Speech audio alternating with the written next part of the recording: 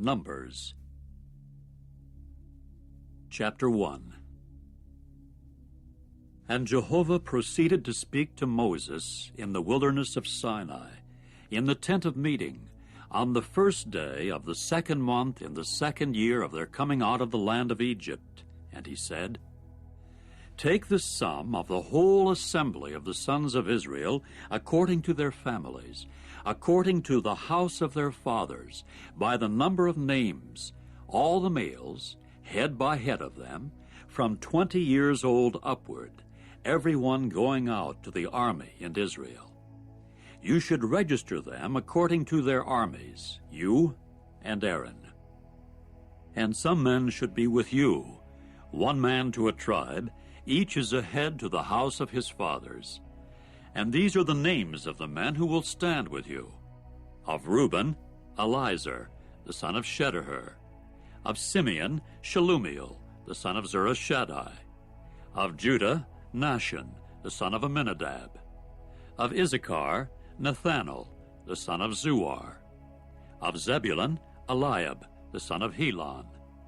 Of the sons of Joseph, of Ephraim, Elishama, the son of Ammihud. Of Manasseh, Gamaliel, the son of Pedahzur. Of Benjamin, Abidan, the son of Gideoni.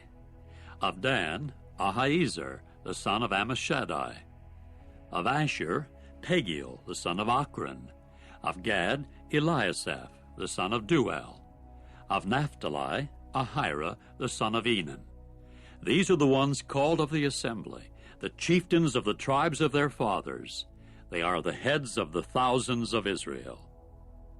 So Moses and Aaron took these men who had been designated by names, and they congregated all the assembly on the first day of the second month, that they might have their descent acknowledged as regards their families in the house of their fathers, by the number of the names, from 20 years old upward, head by head of them, just as Jehovah had commanded Moses. And he proceeded to register them in the wilderness of Sinai.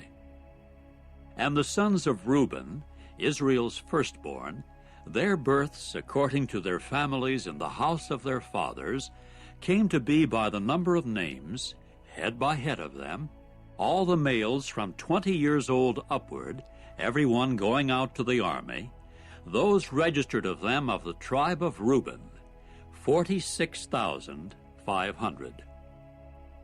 Of the sons of Simeon, their births according to their families in the house of their fathers, those registered ones of his by the number of names, head by head of them, all the males from 20 years old upward, every one going out to the army, those registered of them of the tribe of Simeon were 59,300. Of the sons of Gad, their births according to their families in the house of their fathers by the number of names from 20 years old upward, every one going out to the army, those registered of them of the tribe of Gad were 45,650. Of the sons of Judah, their births according to their families in the house of their fathers by the number of names from 20 years old upward, every one going out to the army, those registered of them of the tribe of Judah were 74,600. Of the sons of Issachar, their births according to their families in the house of their fathers by the number of names from 20 years old upward, every one going out to the army, those registered of them of the tribe of Issachar were 54,400. Of the sons of Zebulun, their births according to their families in the house of their fathers by the number of names from 20 years old upward, every one going out to the army, those registered of them of the tribe of Zebulun were 57,400. Of the sons of Joseph, of the sons of Ephraim, their births according to their families in the house of their fathers, by the number of names from 20 years old upward, every one going out to the army, those registered of them of the tribe of Ephraim were 40,500. Of the sons of Manasseh, their births according to their families in the house of their fathers, by the number of names from 20 years old upward, every one going out to the army, those registered of them of the tribe of Manasseh were 32,200. Of the sons of Benjamin, their births according to their families in the house of their fathers, by the number of names from 20 years old upward, every one going out to the army, those registered of them of the tribe of Benjamin were 35,400. Of the sons of Dan, their births according to their families in the house of their fathers, by the number of names from 20 years old upward, every one going out to the army, those registered of them of the tribe of Dan were 62,700. Of the sons of Asher, their births according to their families in the house of their fathers, by the number of names from 20 years old upward, every one going out to the army, those registered of them of the tribe of Asher were 41,500. Of the sons of Naphtali, their births according to their families in the house of their fathers, by the number of names from 20 years old upward, every one going out to the army, those registered of them of the tribe of Naphtali were 53,400. These are the ones registered whom Moses registered, together with Aaron and the chieftains of Israel, 12 men. They represented one each the house of his fathers.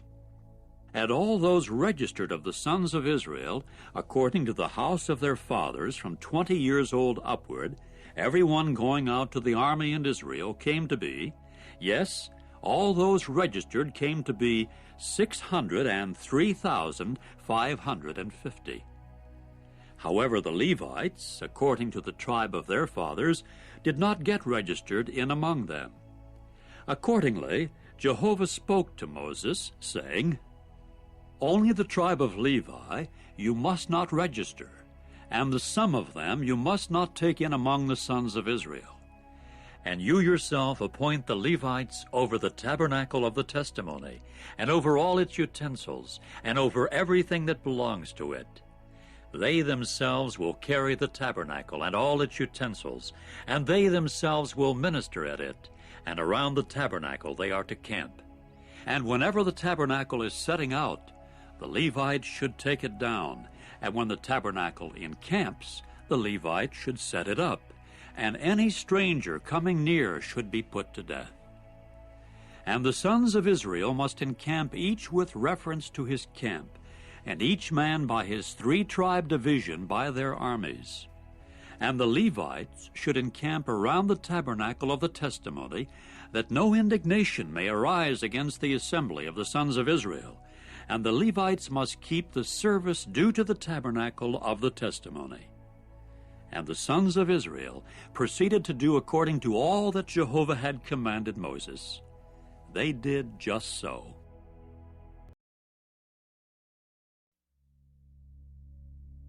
Chapter 2.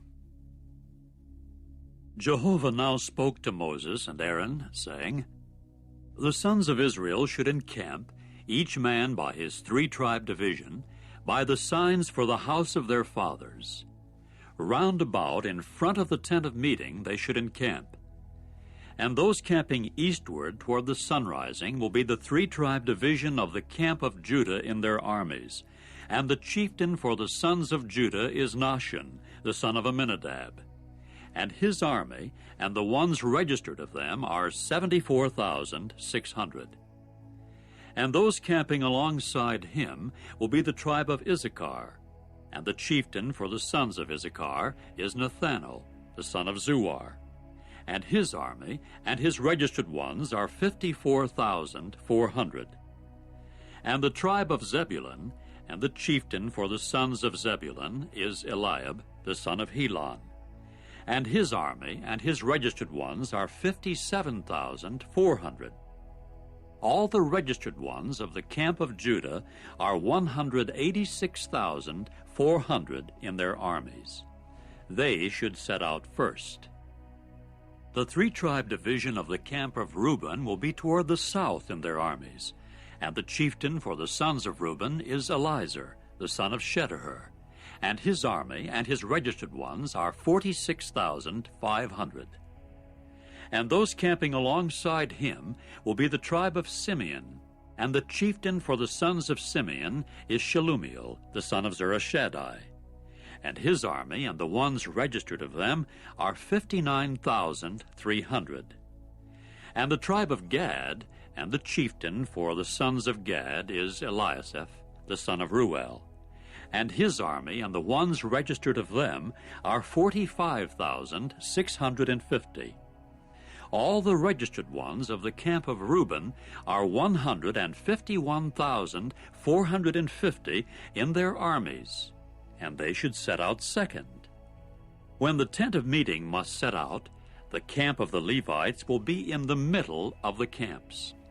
Just as they should encamp, so they should set out, each one at his place according to their three-tribe divisions. The three-tribe division of the camp of Ephraim in their armies will be toward the west, and the chieftain for the sons of Ephraim is Elishama, the son of Ammihud. And his army and the ones registered of them are 40,500. And alongside him will be the tribe of Manasseh, and the chieftain for the sons of Manasseh is Gamaliel, the son of Pedazur. And his army and the ones registered of them are 32,200. And the tribe of Benjamin, and the chieftain for the sons of Benjamin is Abidan, the son of Gideoni. And his army and the ones registered of them are 35,400. All the registered ones of the camp of Ephraim are 108,100 in their armies, and they should set out third. The three-tribe division of the camp of Dan will be toward the north in their armies, and the chieftain for the sons of Dan is Ahiezer, the son of Ammishaddai. And his army and the ones registered of them are 62,700. And the ones camping alongside him will be the tribe of Asher, and the chieftain for the sons of Asher is Pagiel, the son of Ochran. And his army and the ones registered of them are 41,500. And the tribe of Naphtali, and the chieftain for the sons of Naphtali is Ahira, the son of Enan. And his army and the ones registered of them are 53,400. All the registered ones of the camp of Dan are 157,600. They should set out last, according to their three-tribe divisions.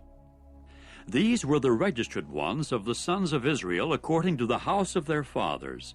All the registered ones of the camps in their armies were 603,550. But the Levites did not get registered in among the sons of Israel, just as Jehovah had commanded Moses. And the sons of Israel proceeded to do according to all that Jehovah had commanded Moses. That is the way they encamped in their three-tribe divisions, and that is the way they set out, each one in his families with regard to the house of his fathers.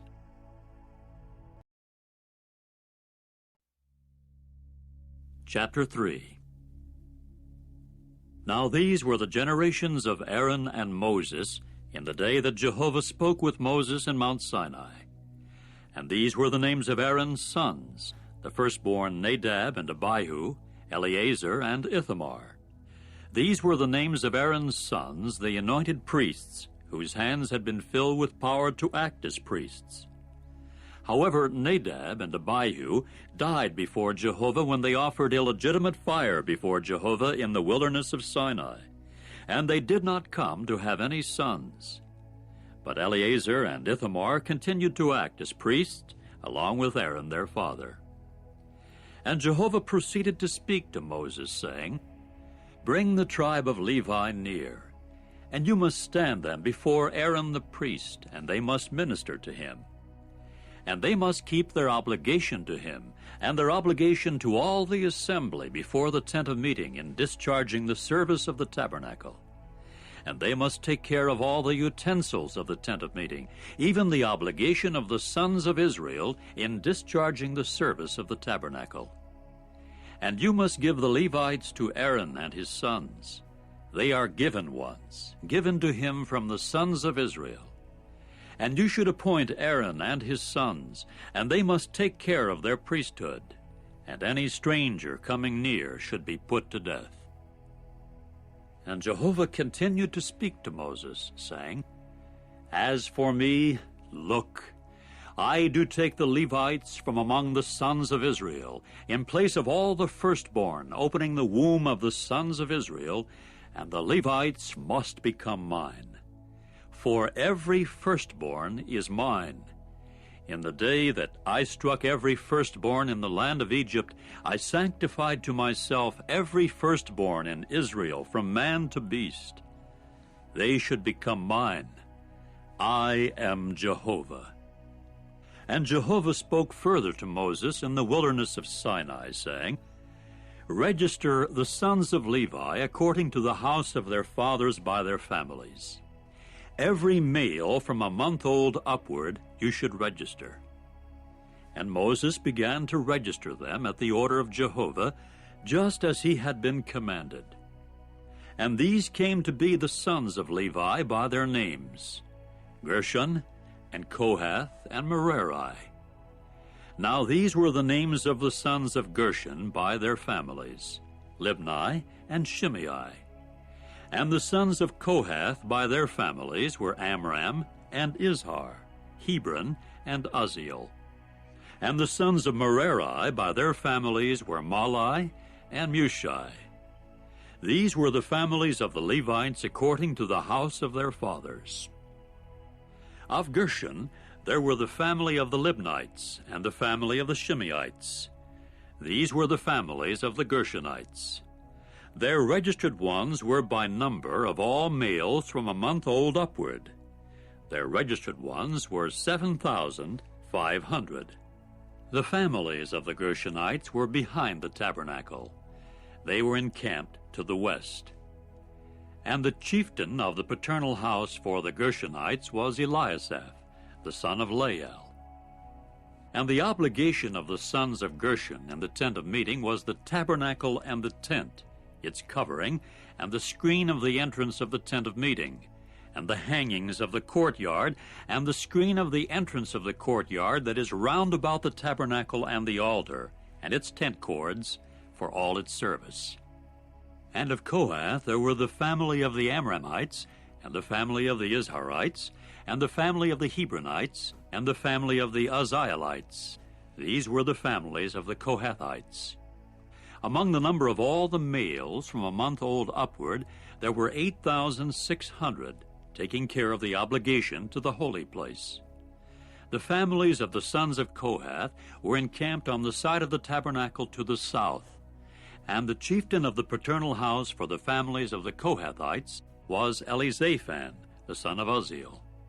And their obligation was the ark, and the table, and the lampstand, and the altars, and the utensils of the holy place with which they would minister, and the screen, and all its service. And the chieftain of the chieftains of the Levites was Eleazar, the son of Aaron the priest, who had the oversight of those taking care of the obligation to the holy place. Of Merari there were the family of the Mahlites and the family of the Mushites. These were the families of Merari. And their registered ones by the number of all the males from a month old upward were 6,200. And the chieftain of the paternal house for the families of Merari was Zuriel, the son of Abihail. They were encamped on the side of the tabernacle toward the north. And the oversight for which the sons of Merari were obligated was over the panel frames of the tabernacle, and its bars, and its pillars, and its socket pedestals, and all its utensils, and all its service, and the pillars of the courtyard round about, and their socket pedestals, and their tent pins, and their tent cords. And those camping before the tabernacle toward the east, before the tent of meeting toward the sunrising, were Moses and Aaron and his sons, those taking care of the obligation to the sanctuary, as the obligation for the sons of Israel. And any stranger coming near would be put to death.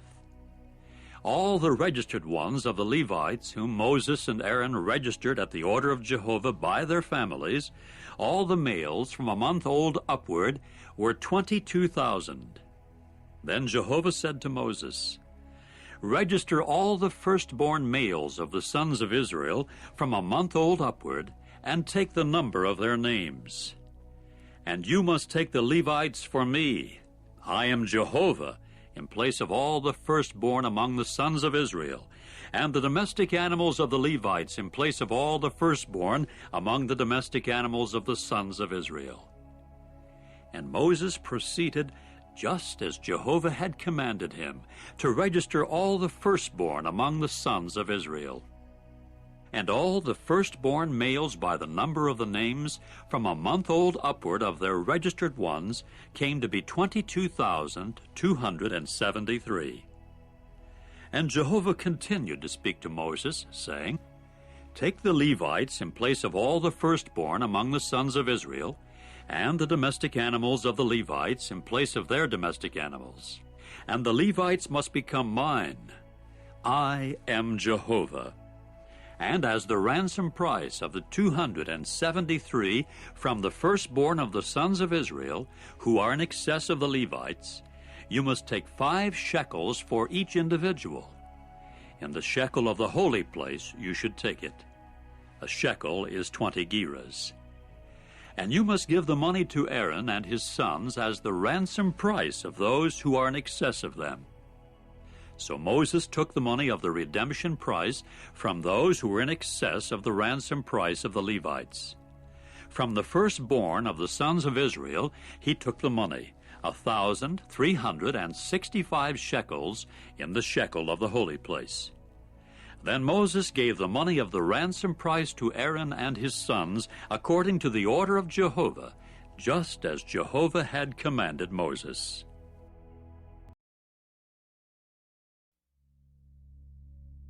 Chapter 4.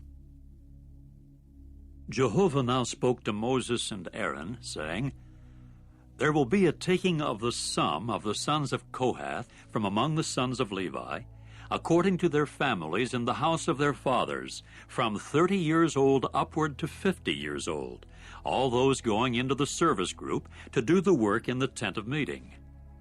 This is the service of the sons of Kohath in the tent of meeting. It is something most holy, and Aaron and his sons must come in when the camp is departing, and they must take down the screening curtain, and must cover the ark of the testimony with it. And they must put a covering of seal skins over it, and spread out an entire cloth of blue on top, and put in its poles. And they will spread out a cloth of blue over the table of showbread, and they must put upon it the dishes and the cups and the bowls and the pitchers of the drink offering, and the constant bread should continue on it. And they must spread out a cloth of caucus scarlet over them, and they must cover it with a covering of seal skins, and put in its poles. And they must take a cloth of blue, and cover the lampstand of the luminary, and its lamps, and its snuffers, and its fire holders, and all its vessels for oil with which they regularly minister to it. And they must put it, and all its utensils, into a covering of seal skins, and put it upon a bar. And over the golden altar they will spread out a cloth of blue, and they must cover it with a covering of seal skins, and put in its poles. And they must take all the utensils of the ministry with which they regularly minister in the holy place, and they must put them in a cloth of blue, and cover them with a covering of seal skins, and put them upon a bar. And they must clear away the fatty ashes of the altar, and spread out a cloth of wool dyed reddish purple over it. And they must put upon it all its utensils with which they regularly minister at it, the fire holders, the forks and the shovels and the bowls, all the utensils of the altar. And they must spread out over it a covering of seal skins, and put in its poles. And Aaron and his sons must finish covering the holy place and all the utensils of the holy place when the camp is departing. And after that the sons of Kohath will come in to carry them, but they must not touch the holy place, so that they have to die. These things are the load of the sons of Kohath in the tent of meeting. And the oversight of Eleazar, the son of Aaron the priest, is over the oil of the luminary, and the perfumed incense, and the constant grain offering, and the anointing oil, the oversight of all the tabernacle, and all that is in it, namely, the holy place and its utensils. And Jehovah spoke further to Moses and Aaron, saying, Do not let the tribe of the families of the Kohathites be cut off from among the Levites, but do this for them, that they may indeed keep alive, and may not die for their approaching the most holy things. Aaron and his sons will come in, and they must assign them each one to his service and to his load. And they must not come in to see the holy things for the least moment of time, and so they have to die. Then Jehovah spoke to Moses, saying, There will be a taking of the sum of the sons of Gershon, yes, them by the house of their fathers according to their families. From 30 years old upward to 50 years, you will register them, all who come to enter into the service group to render service in the tent of meeting. This is the service of the families of the Gershonites, as to serving and as to carrying. And they must carry the tent cloths of the tabernacle and the tent of meeting, its covering, and the sealskin covering that is on top over it, and the screen of the entrance of the tent of meeting, and the hangings of the courtyard, and the entrance screen of the gate of the courtyard that is round about the tabernacle and the altar, and their tent cords, and all their service utensils, and all things with which work is regularly done. Thus they must serve. At the order of Aaron and his sons, all the service of the sons of the Gershonites should take place as regards all their loads and all their service, and you must assign all their loads to them by obligation. This is the service of the families of the sons of the Gershonites in the tent of meeting, and their obligatory service is under the hand of Ithamar, the son of Aaron the priest. As for the sons of Merari, you will register them by their families in the house of their fathers. From 30 years old upward to 50 years, you will register them, all who enter into the service group to render the service of the tent of meeting. And this is their obligation, their load, according to all their service in the tent of meeting, the panel frames of the tabernacle, and its bars, and its pillars, and its socket pedestals, and the pillars of the courtyard round about, and their socket pedestals, and their tent pins, and their tent cords, together with all their equipment, and all their service. And by their names you will assign the equipment for which they are obligated, as their load. This is the service of the families of the sons of Merari, according to all their service in the tent of meeting, under the hand of Ithamar, the son of Aaron the priest. And Moses and Aaron and the chieftains of the assembly proceeded to register the sons of the Kohathites by their families and by the house of their fathers, from 30 years old upward to 50 years, all who entered into the service group for the service in the tent of meeting.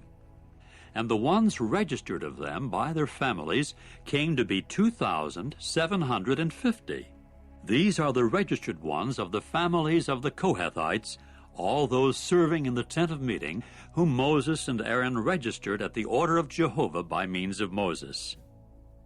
As for the registered ones of the sons of Gershon by their families and by the house of their fathers, from 30 years old upward to 50 years, all who entered into the service group for the service in the tent of meeting, the ones registered of them by their families, by the house of their fathers, came to be 2,630.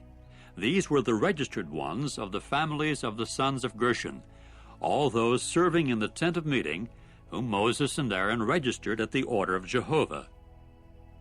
As for the registered ones of the families of the sons of Merari, by their families, by the house of their fathers, from 30 years old upward to 50 years old, all those entering into the service group for the service in the tent of meeting, the ones registered of them by their families came to be 3,200.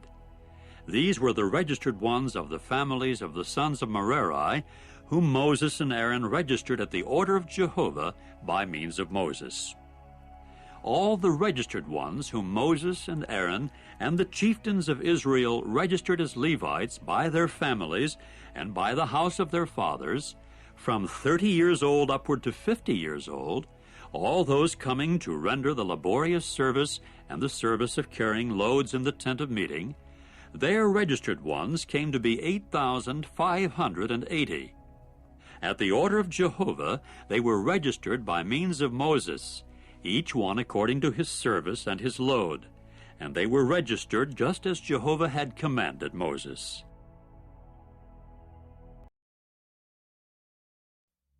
Chapter 5. And Jehovah spoke further to Moses, saying, Command the sons of Israel that they send out of the camp every leprous person, and every one having a running discharge, and every one unclean by a deceased soul. Whether a male or a female, you should send them out. You should send them outside the camp, that they may not contaminate the camps of those in the midst of whom I am tabernacling. And the sons of Israel proceeded to do so, even to send them outside the camp. Just as Jehovah had spoken to Moses, so the sons of Israel did. And Jehovah continued speaking to Moses, saying, Speak to the sons of Israel, as for a man or a woman, in case they do any of all the sins of mankind, in committing an act of unfaithfulness against Jehovah, that soul has also become guilty. And they must confess their sin that they have done, and he must return the amount of his guilt in its principal, also adding a fifth of it to it, and he must give it to the one against whom he did wrong. But if the latter has no near relative to whom to return the amount of the guilt that is being returned to Jehovah belongs to the priest, except the ram of atonement with which he will make atonement for him. And every contribution of all the holy things of the sons of Israel, which they will present to the priest, should become his. And the holy things of each one will remain his own. Whatever each one may give to the priest, that will become his. And Jehovah went on to speak to Moses, saying, Speak to the sons of Israel, and you must say to them, In case any man's wife turns aside in that she does commit an act of unfaithfulness against him, and another man actually lies down with her and has an emission of semen, and it has been hidden from the eyes of her husband and has remained undiscovered, and she, on her part, has defiled herself, but there is no witness against her, and she herself has not been caught, and the spirit of jealousy has passed upon him, and he has become suspicious of his wife's faithfulness, and she in fact has defiled herself, or the spirit of jealousy has passed upon him, and he has become suspicious of his wife's faithfulness, but she in fact has not defiled herself, then the man must bring his wife to the priest, and bring her offering along with her, 1/10 of an ephah of barley flour. He must not pour oil upon it, nor put frankincense upon it, because it is a grain offering of jealousy, a memorial grain offering bringing error to remembrance. And the priest must bring her forward and make her stand before Jehovah. And the priest must take holy water in an earthenware vessel, and the priest will take some of the dust that happens to be on the floor of the tabernacle, and he must put it in the water. And the priest must make the woman stand before Jehovah, and loosen the hair of the woman's head, and put upon her palms the memorial grain offering, that is, the grain offering of jealousy, and in the hand of the priest there should be the bitter water that brings a curse. And the priest must make her swear, and he must say to the woman, If no man has lain down with you, and if while under your husband you have not turned aside in any uncleanness, be free of the effect of this bitter water that brings a curse. But you, in case you have turned aside while under your husband, and in case you have defiled yourself, and some man has put in you his seminal emission, besides your husband, the priest must now make the woman swear with an oath involving cursing, and the priest must say to the woman, May Jehovah set you for a cursing and an oath in the midst of your people by Jehovah's letting your thigh fall away and your belly swell.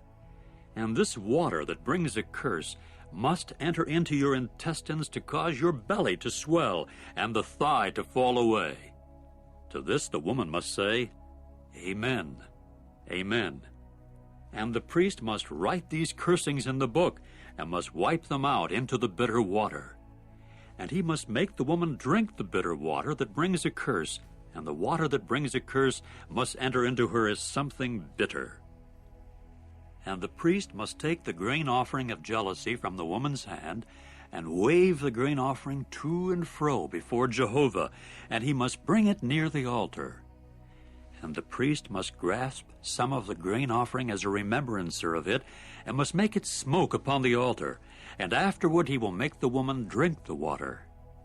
When he has made her drink the water, it must also occur that if she has defiled herself, in that she committed an act of unfaithfulness toward her husband, the water that brings a curse must then enter into her as something bitter, and her belly must swell, and her thigh must fall away, and the woman must become a cursing in among her people.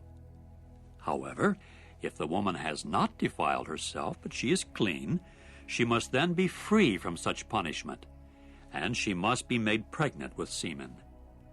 This is the law about jealousy, where a woman may turn aside while under her husband, and she does defile herself, or in the case of a man where the spirit of jealousy may pass upon him, and he does suspect his wife of unfaithfulness, and he must make the wife stand before Jehovah, and the priest must carry out toward her all this law. And the man must be innocent of error, but that wife will answer for her error. Chapter 6.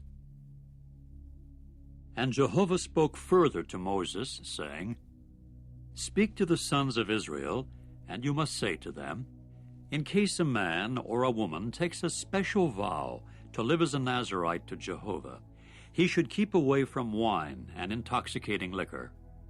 He should not drink the vinegar of wine or the vinegar of intoxicating liquor, nor drink any liquid made from grapes, nor eat grapes, either fresh or dried. All the days of his Naziriteship he should not eat anything at all that is made from the wine vine, from the unripe grapes to the skins. All the days of the vow of his Naziriteship no razor should pass over his head, until the days that he should be separated to Jehovah come to the full. He should prove holy by letting the locks of the hair of his head grow.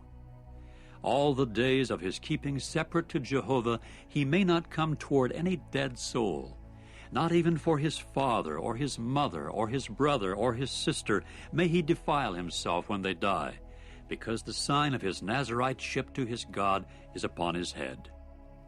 All the days of his Naziriteship he is holy to Jehovah. But in case anyone dying should die quite suddenly alongside him, so that he has defiled the head of his Naziriteship, he must then shave his head in the day of establishing his purification. On the 7th day he should shave it. And on the 8th day he should bring 2 turtle doves or 2 male pigeons to the priest to the entrance of the tent of meeting. And the priest must handle one as a sin offering and the other as a burnt offering, and make atonement for him, since he has sinned because of the dead soul.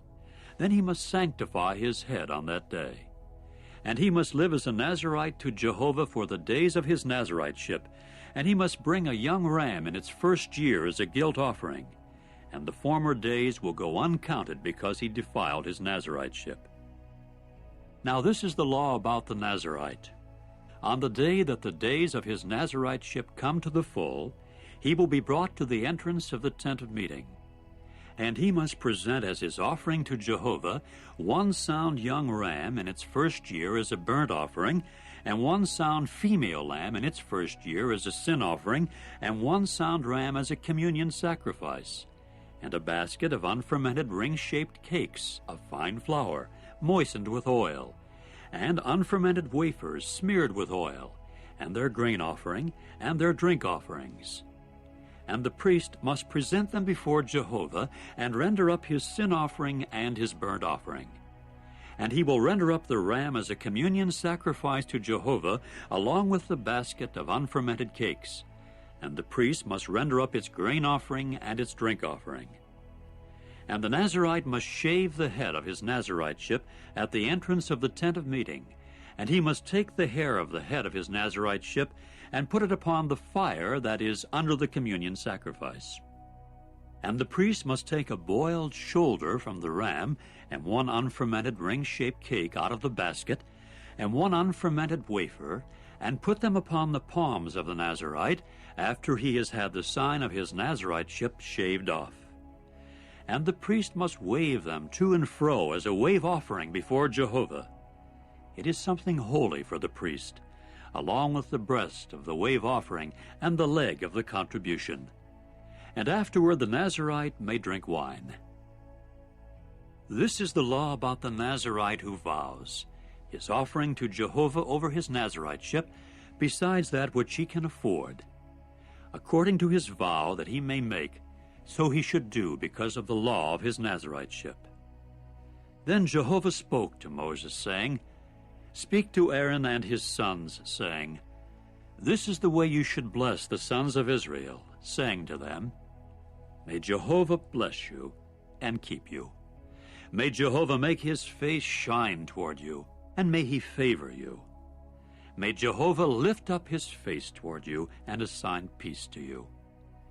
And they must place my name upon the sons of Israel, that I myself may bless them. Chapter 7. Now it came about on the day that Moses finished setting up the tabernacle, that he proceeded to anoint it and to sanctify it, and all its furnishings, and the altar, and all its utensils.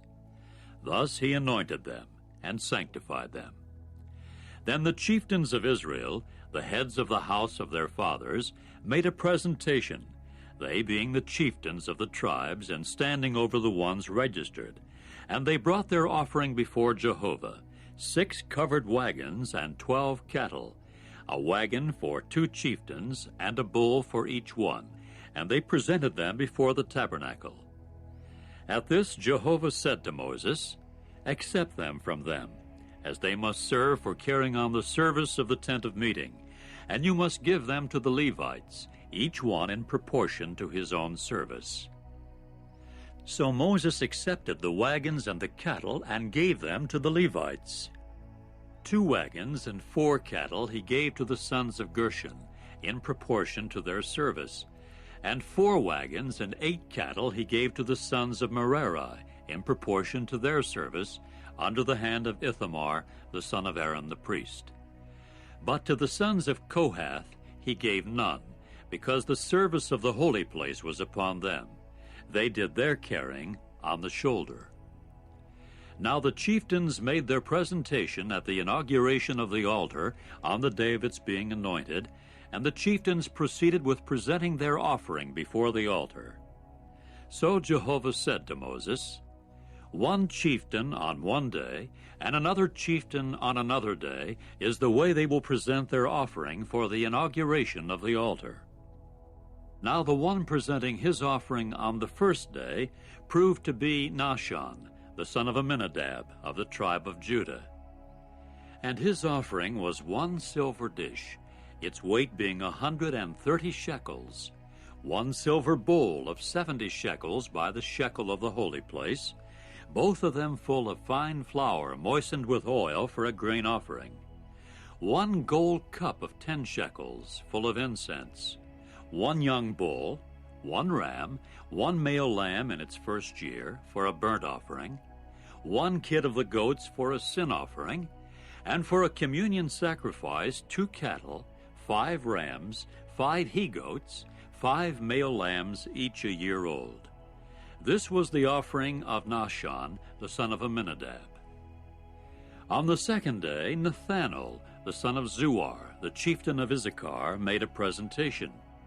He presented as his offering 1 silver dish, its weight being 130 shekels, 1 silver bowl of 70 shekels by the shekel of the holy place, both of them full of fine flour moistened with oil for a grain offering, 1 gold cup of 10 shekels full of incense, 1 young bull, one ram, one male lamb in its first year for a burnt offering, one kid of the goats for a sin offering, and for a communion sacrifice 2 cattle, 5 rams, 5 he-goats, 5 male lambs, each a year old. This was the offering of Nathanael, the son of Zuar. On the 3rd day there was the chieftain for the sons of Zebulun, Eliab, the son of Helon. His offering was 1 silver dish, its weight being 130 shekels, 1 silver bowl of 70 shekels by the shekel of the holy place, both of them full of fine flour moistened with oil for a grain offering, 1 gold cup of 10 shekels full of incense, 1 young bull, 1 ram, 1 male lamb in its first year for a burnt offering, 1 kid of the goats for a sin offering, and for a communion sacrifice 2 cattle, 5 rams, 5 he-goats, 5 male lambs, each a year old. This was the offering of Eliab, the son of Helon. On the 4th day there was the chieftain for the sons of Reuben, Elizur, the son of Shedehur. His offering was 1 silver dish, its weight being 130 shekels, 1 silver bowl of 70 shekels by the shekel of the holy place, both of them full of fine flour moistened with oil for a grain offering, 1 gold cup of 10 shekels full of incense, 1 young bull, 1 ram, 1 male lamb in its first year for a burnt offering, 1 kid of the goats for a sin offering, and for a communion sacrifice 2 cattle, 5 rams, 5 he-goats, 5 male lambs, each a year old. This was the offering of Elizur, the son of Shedehur. On the 5th day there was the chieftain for the sons of Simeon, Shelumiel, the son of Zurishaddai. His offering was 1 silver dish, its weight being 130 shekels, 1 silver bowl of 70 shekels by the shekel of the holy place, both of them full of fine flour moistened with oil for a grain offering, 1 gold cup of 10 shekels full of incense, 1 young bull, 1 ram, 1 male lamb in its first year for a burnt offering, 1 kid of the goats for a sin offering, and for a communion sacrifice 2 cattle, 5 rams, 5 he-goats, 5 male lambs, each a year old. This was the offering of Shelumiel, the son of Zurishaddai. On the 6th day there was the chieftain for the sons of Gad, Eliasaph, the son of Dual. His offering was 1 silver dish, its weight being 130 shekels, 1 silver bowl of 70 shekels by the shekel of the holy place, both of them full of fine flour moistened with oil for a grain offering, 1 gold cup of 10 shekels full of incense, 1 young bull, 1 ram, 1 male lamb in its first year for a burnt offering, 1 kid of the goats for a sin offering, and for a communion sacrifice 2 cattle, 5 rams, 5 he-goats, 5 male lambs, each a year old. This was the offering of Eliasaph, the son of Dual. On the 7th day there was the chieftain for the sons of Ephraim, Elishama, the son of Ammihud. His offering was 1 silver dish, its weight being 130 shekels, 1 silver bowl of 70 shekels by the shekel of the holy place, both of them full of fine flour moistened with oil for a grain offering, 1 gold cup of 10 shekels full of incense, 1 young bull, 1 ram, 1 male lamb in its first year for a burnt offering, 1 kid of the goats for a sin offering, and for a communion sacrifice 2 cattle, 5 rams, 5 he-goats, 5 male lambs, each a year old. This was the offering of Elishama, the son of Ammihud. On the 8th day there was the chieftain for the sons of Manasseh, Gamaliel, the son of Pedazur. His offering was 1 silver dish, its weight being 130 shekels, 1 silver bowl of 70 shekels by the shekel of the holy place, both of them full of fine flour moistened with oil for a grain offering, 1 gold cup of 10 shekels full of incense, 1 young bull, 1 ram, 1 male lamb in its first year for a burnt offering, 1 kid of the goats for a sin offering, and for a communion sacrifice 2 cattle, 5 rams, 5 he-goats, 5 male lambs, each a year old. This was the offering of Gamaliel, the son of Pedazur. On the 9th day there was the chieftain for the sons of Benjamin, Abidan, the son of Gideoni. His offering was 1 silver dish, its weight being 130 shekels, 1 silver bowl of 70 shekels by the shekel of the holy place, both of them full of fine flour moistened with oil for a grain offering, 1 gold cup of 10 shekels full of incense, 1 young bull, 1 ram, 1 male lamb in its first year for a burnt offering, 1 kid of the goats for a sin offering, and for a communion sacrifice 2 cattle, 5 rams, 5 he-goats, 5 male lambs, each a year old. This was the offering of Abidan, the son of Gideoni. On the 10th day there was the chieftain for the sons of Dan, Ahiezer, the son of Ammishaddai.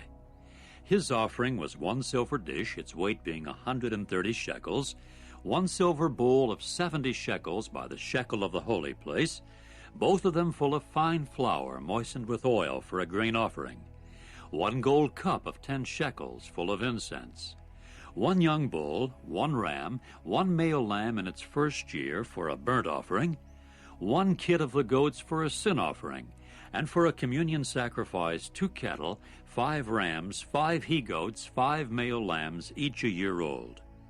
This was the offering of Ahiezer, the son of Ammishaddai. On the 11th day there was the chieftain for the sons of Asher, Pagiel, the son of Ochran.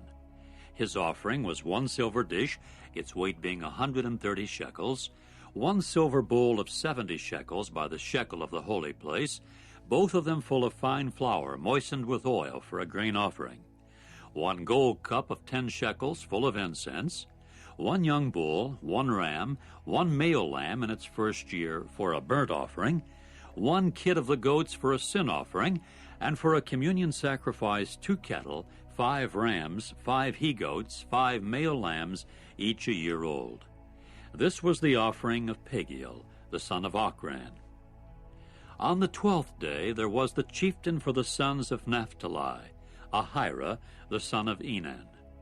His offering was 1 silver dish, its weight being 130 shekels, 1 silver bowl of 70 shekels by the shekel of the holy place, both of them full of fine flour moistened with oil for a grain offering, 1 gold cup of 10 shekels full of incense, 1 young bull, 1 ram, 1 male lamb in its first year for a burnt offering, 1 kid of the goats for a sin offering, and for a communion sacrifice 2 cattle, 5 rams, 5 he-goats, 5 male lambs, each a year old.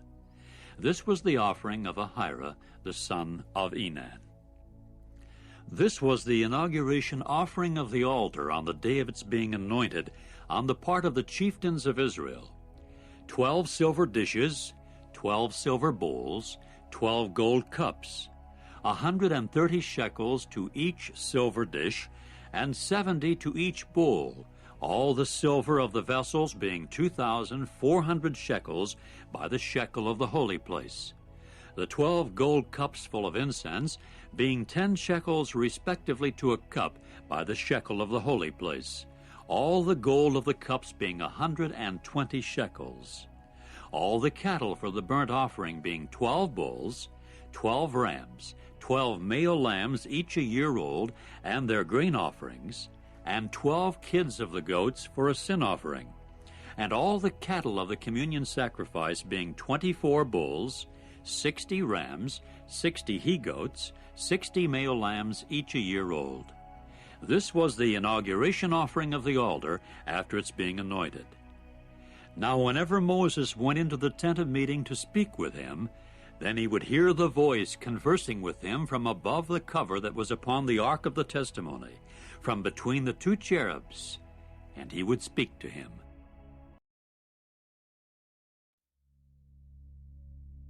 Chapter 8. And Jehovah proceeded to speak to Moses, saying, Speak to Aaron, and you must say to him, Whenever you light up the lamps, the 7 lamps should shine on the area in front of the lampstand. And Aaron began to do so. He lit up its lamps for the area in front of the lampstand, just as Jehovah had commanded Moses. Now this was the workmanship of the lampstand. It was hammered work of gold. Up to its sides and up to its blossoms it was hammered work.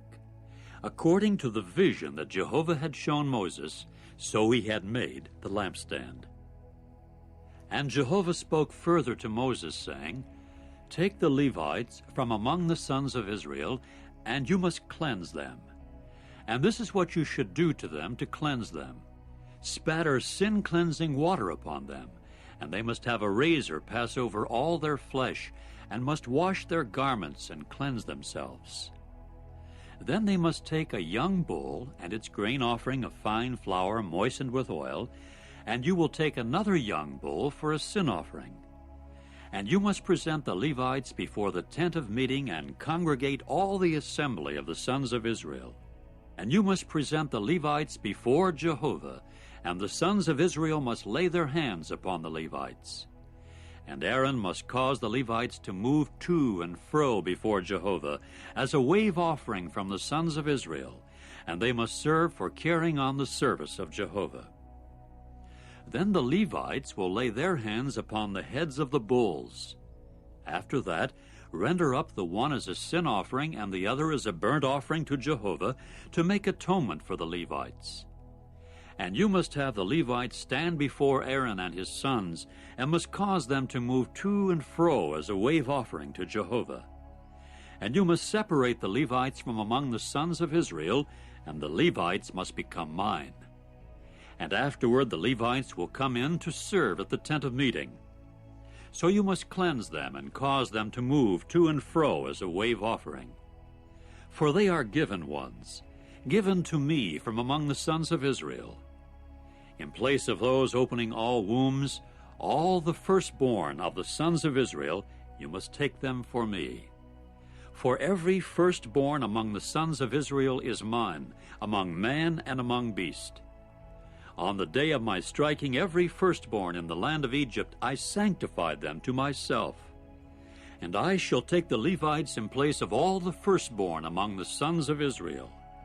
And I shall give the Levites as given ones to Aaron, and his sons from among the sons of Israel, to carry on the service of the sons of Israel in the tent of meeting, and to make atonement for the sons of Israel, that no plague may occur among the sons of Israel, because the sons of Israel approach the holy place. And Moses and Aaron and all the assembly of the sons of Israel proceeded to do so to the Levites. In accord with all that Jehovah had commanded Moses as regards the Levites, that is the way the sons of Israel did to them. So the Levites purified themselves and washed their garments, after which Aaron caused them to move to and fro as a wave offering before Jehovah. Then Aaron made an atonement for them to cleanse them. First after that the Levites came in to carry on their service in the tent of meeting before Aaron and his sons. Just as Jehovah had commanded Moses respecting the Levites, so they did to them. Jehovah now spoke to Moses, saying, This is what applies to the Levites. From 25 years old upward, he will come to enter into the company in the service of the tent of meeting. But after the age of 50 years, he will retire from the service company and serve no longer. And he must minister to his brothers in the tent of meeting in taking care of the obligation, but he must render no service. In accord with this, you will do to the Levites in their obligations.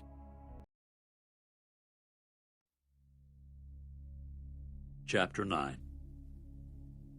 And Jehovah proceeded to speak to Moses in the wilderness of Sinai in the 2nd year of their coming out of the land of Egypt, in the 1st month, saying, Now the sons of Israel should prepare the Passover sacrifice at its appointed time.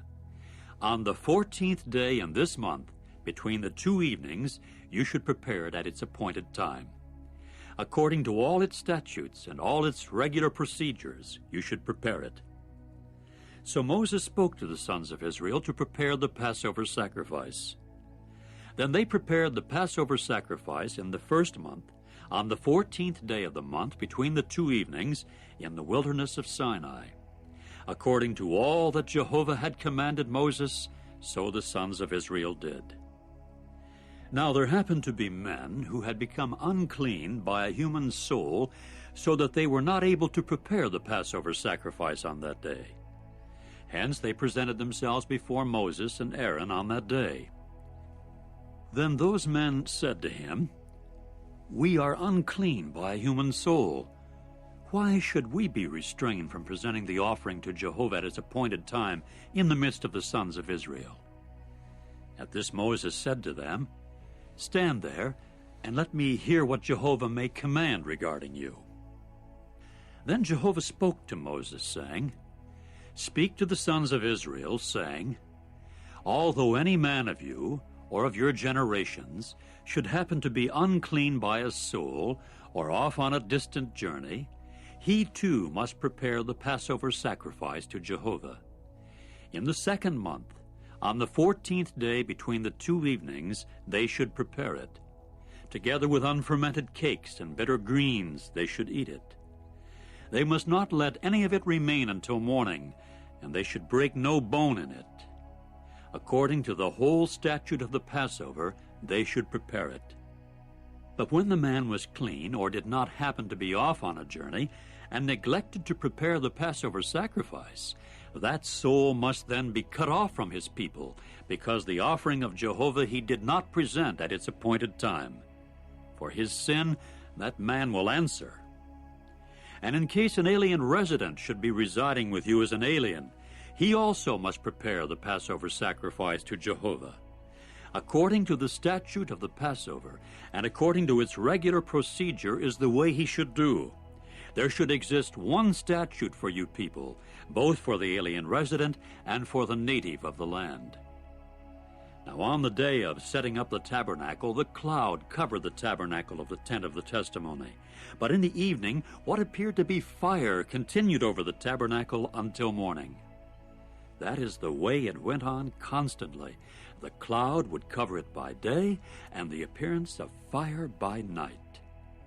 And whenever the cloud would go up from over the tent, the sons of Israel would pull away right afterward. And in the place where the cloud would reside, there is where the sons of Israel would encamp. At the order of Jehovah, the sons of Israel would pull away, and at the order of Jehovah, they would encamp. All the days that the cloud would reside over the tabernacle, they would remain encamped.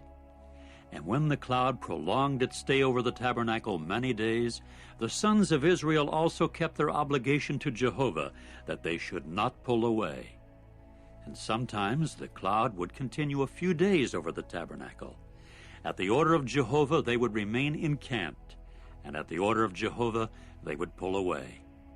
And sometimes the cloud would continue from evening to morning, and the cloud lifted itself in the morning, and they pulled away. Whether it was by day or by night that the cloud lifted itself, they also pulled away. Whether it was 2 days or a month or more days during which the cloud prolonged its stay over the tabernacle by residing over it, the sons of Israel remained encamped and would not pull away, but when it lifted itself, they would pull away. At the order of Jehovah they would encamp, and at the order of Jehovah they would pull away. They kept their obligation to Jehovah at the order of Jehovah by means of Moses. Chapter 10. And Jehovah proceeded to speak to Moses, saying, "Make for yourself 2 trumpets of silver. You will make them of hammered work, and they must be at your service for convening the assembly and for breaking up the camps. And they must blow on them both, and the whole assembly must keep their appointment with you at the entrance of the tent of meeting. And if they should blow on just one, the chieftains, as heads of the thousands of Israel, must also keep their appointment with you. And you men must blow a fluctuating blast, and the camps of those camping to the east must pull away. And you must blow a fluctuating blast a second time, and the camps of those camping to the south must pull away. They should blow a fluctuating blast for each time one of them pulls away. Now when calling the congregation together, you should blow But you must not sound a fluctuating blast. And Aaron's sons, the priests, should blow on the trumpets, and the use of them must serve as a statute for you men to time indefinite during your generations. And in case you should enter into war in your land against the oppressor who is harassing you, you must also sound a war call on the trumpets, and you will certainly be remembered before Jehovah your God, and be saved from your enemies. And in the day of your rejoicing, and in your festal seasons, and at the commencements of your months, you must blow on the trumpets over your burnt offerings and your communion sacrifices, and their use must serve as a memorial for you before your God. I am Jehovah your God.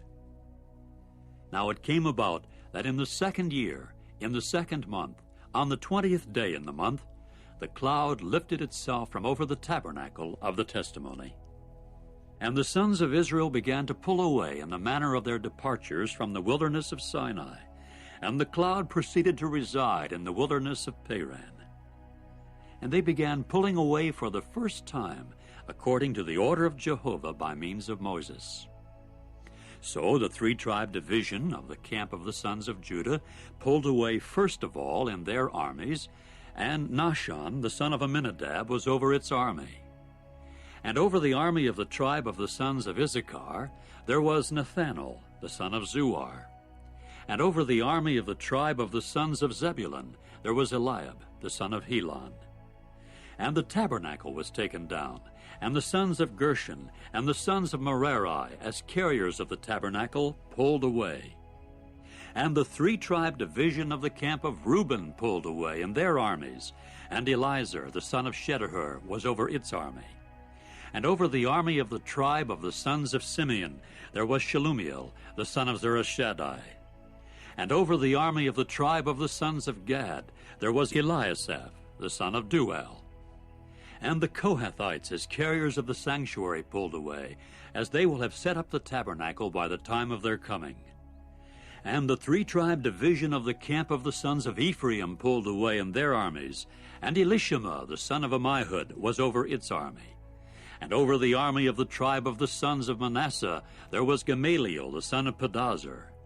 And over the army of the tribe of the sons of Benjamin there was Abidan, the son of Gideoni. And the 3-tribe division of the camp of the sons of Dan pulled away, as forming the rear guard for all the camps in their armies. And Ahiezer, the son of Ammishaddai, was over its army. And over the army of the tribe of the sons of Asher there was Pagiel, the son of Ochran. And over the army of the tribe of the sons of Naphtali there was Ahira, the son of Enan. In this manner were the departures of the sons of Israel and their armies when they would pull away. Then Moses said to Hobab, the son of Ruel, the Midianite, the father-in-law of Moses, "We are pulling away for the place about which Jehovah said, 'I shall give it to you.' Do come with us, and we shall certainly do good to you, because Jehovah has spoken good concerning Israel." But he said to him, "I shall not go along, but I shall go to my own country and to my relatives." At this he said, "Please, do not leave us, because for the reason that you well know where we may encamp in the wilderness, you must serve as eyes for us. And it must occur that in case you should come with us, yes, it must occur that with what goodness Jehovah will do good with us, we in turn will do good to you." So they went marching from the mountain of Jehovah for a journey of 3 days, and the ark of Jehovah's covenant was marching before them for a journey of 3 days to search out a resting place for them. And Jehovah's cloud was over them by day at their marching out from the encampment. And it would occur that when the ark would set out, Moses would say, "Do arise, O Jehovah, and let your enemies be scattered, and let those who intensely hate you flee from before you." And when it would rest, he would say, "Do return, O Jehovah, to the myriads of thousands of Israel." Chapter 11. Now the people became as men having something evil to complain about in the ears of Jehovah. When Jehovah got to hear it, then his anger grew hot, And a fire of Jehovah began to blaze against them, and to consume some in the extremity of the camp.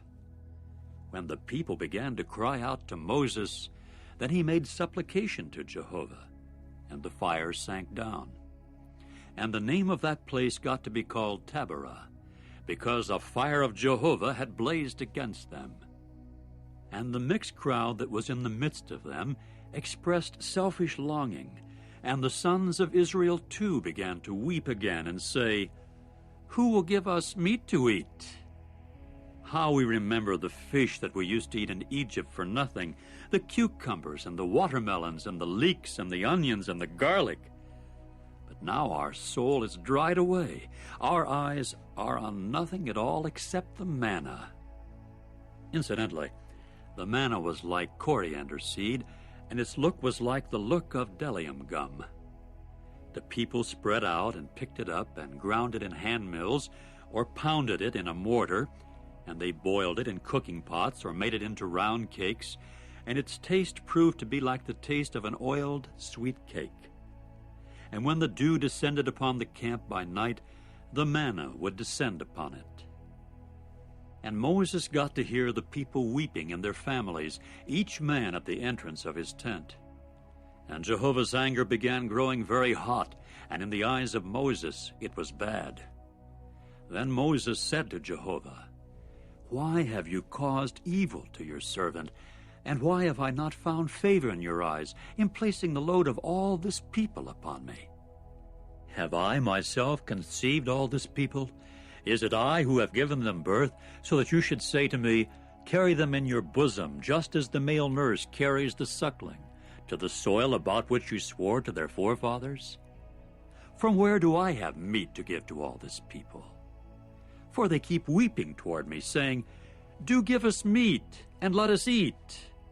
I am not able, I by myself, to carry all this people, because they are too heavy for me. So if this is the way you are doing to me, please kill me off altogether, if I have found favor in your eyes, and let me not look upon my calamity." In turn Jehovah said to Moses, "Gather for me 70 men of the older men of Israel, whom you do know that they are older men of the people and officers of theirs, and you must take them to the tent of meeting, and they must station themselves there with you. And I shall have to come down and speak with you there, and I shall have to take away some of the spirit that is upon you and place it upon them, and they will have to help you in carrying the load of the people, that you may not carry it, just you alone. And to the people you should say, 'Sanctify yourselves for tomorrow, as you will certainly eat meat, because you have wept in the ears of Jehovah, saying, Who will give us meat to eat? For it was well with us in Egypt.' And Jehovah will certainly give you meat, and you will indeed eat. You will eat not 1 day, nor 2 days, nor 5 days, nor 10 days, nor 20 days, but up to a month of days, until it comes out of your nostrils, and it has become a loathing to you, just because you rejected Jehovah, who is in your midst, and you went weeping before him, saying, 'Why is it that we have come out of Egypt?'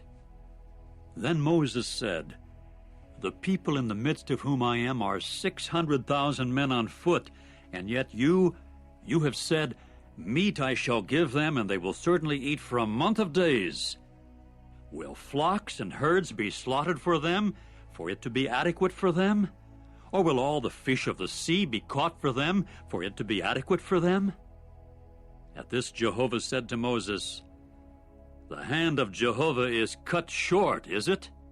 Now you will see whether what I say befalls you or not.' After that Moses went out and spoke to the people the words of Jehovah. And he went gathering 70 men from the older men of the people, and proceeded to have them stand round about the tent. Then Jehovah came down in a cloud, and spoke to him, and took away some of the spirit that was upon him, and put it upon each of the 70 older men. And it came about that as soon as the spirit settled down upon them, then they proceeded to act as prophets, but they did not do it again. Now there were 2 of the men remaining in the camp. The name of the one was Eldad, and the name of the other was Medad. And the Spirit began to settle down upon them, as they were among those written down, but they had not gone out to the tent. So they proceeded to act as prophets in the camp. And a young man went running and reporting to Moses and saying, Eldad and Medad are acting as prophets in the camp. Then Joshua, the son of Nun, the minister of Moses from his young manhood on, responded and said, My lord Moses, restrain them.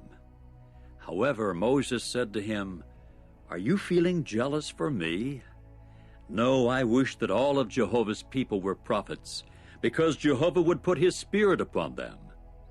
Later Moses withdrew to the camp, he and the older men of Israel. And a wind burst forth from Jehovah, and began driving quails from the sea, and letting them fall above the camp about a day's journey this way, and about a day's journey that way, all around the camp, and about 2 cubits above the surface of the earth. Then the people got up all that day and all night and all the next day, and kept gathering the quail. The one collecting least gathered 10 homers, and they kept spreading them extensively all around the camp for themselves. The meat was yet between their teeth before it could be chewed, when Jehovah's anger blazed against the people, and Jehovah began striking at the people with a very great slaughter. The name of that place came to be called Kibroth-Hattaavah, because there they buried the people who showed selfish craving. From Kibroth-Hattaavah, the people pulled away for Hazereth, and they continued in Hazereth. Chapter 12. Now Miriam and Aaron began to speak against Moses on account of the Cushite wife whom he had taken, because it was a Cushite wife he had taken. And they kept saying, Is it just by Moses alone that Jehovah has spoken? Is it not by us also that he has spoken? And Jehovah was listening. And the man Moses was by far the meekest of all the men who were upon the surface of the ground. Then Jehovah suddenly said to Moses and Aaron and Miriam, Go out, the 3 of you, to the tent of meeting. So the 3 of them went out. After that Jehovah came down in the pillar of cloud, and stood at the entrance of the tent and called Aaron and Miriam. At this both of them went out. And he went on to say, Hear my words, please. If there came to be a prophet of yours for Jehovah, it would be in a vision I would make myself known to him. In a dream I would speak to him. Not so my servant Moses. He is being entrusted with all my house. Mouth to mouth I speak to him, thus showing him, and not by riddles. And the appearance of Jehovah is what he beholds. Why then did you not fear to speak against my servant, against Moses?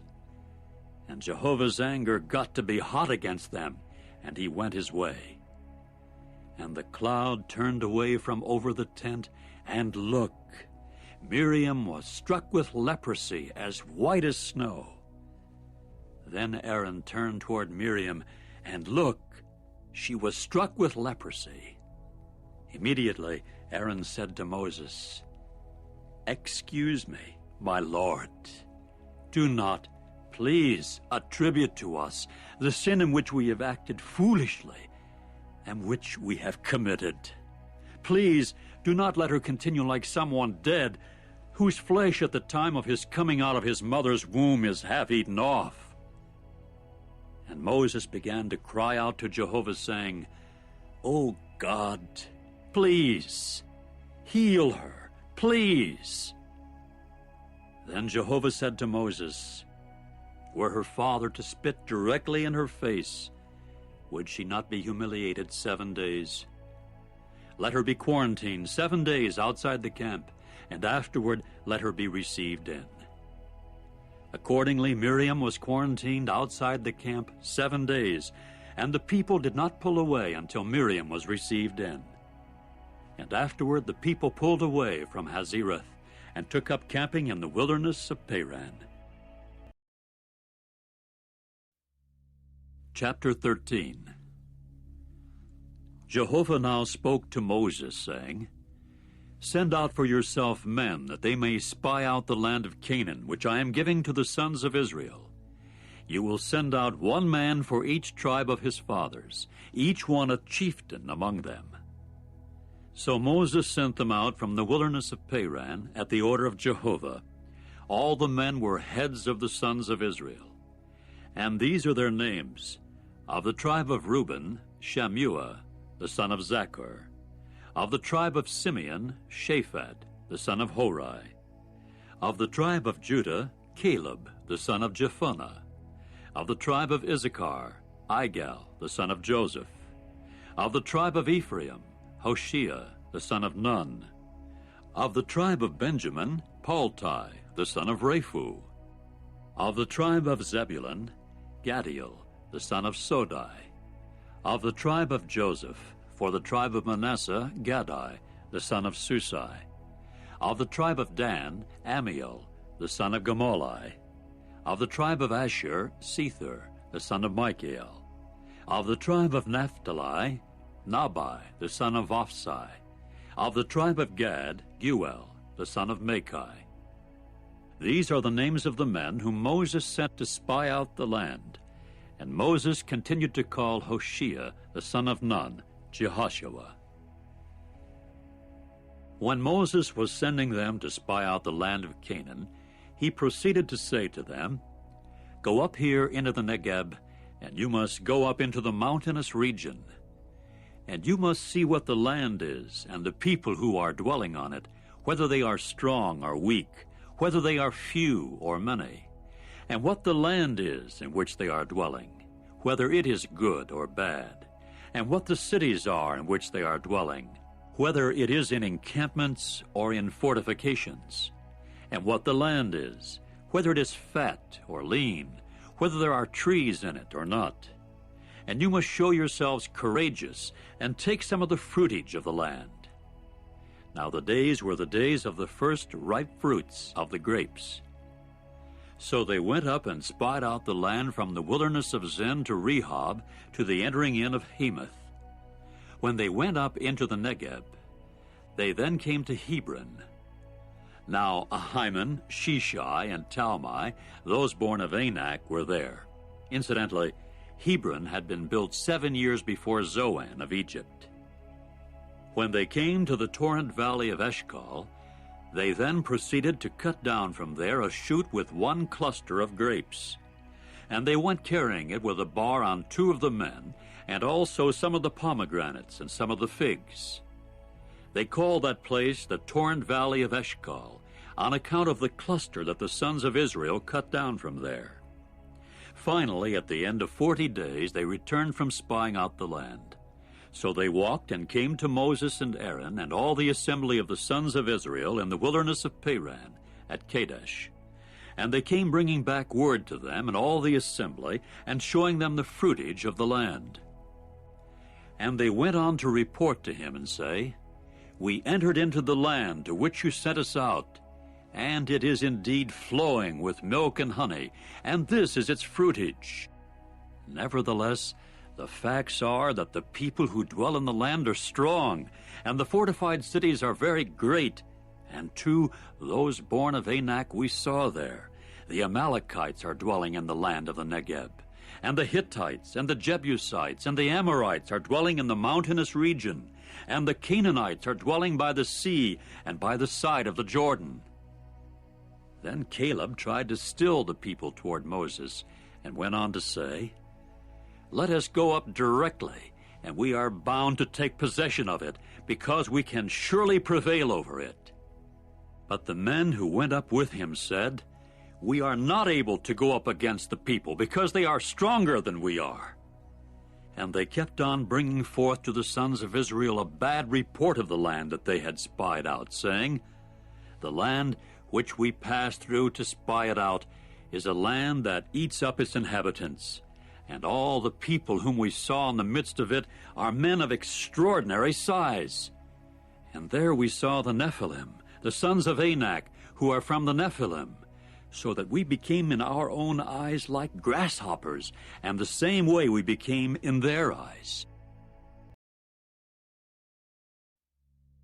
Chapter 14. Then all the assembly raised their voice, and the people continued giving vent to their voice and weeping all through that night. And all the sons of Israel began to murmur against Moses and Aaron, and all the assembly began to say against them, "If only we had died in the land of Egypt, or if only we had died in this wilderness.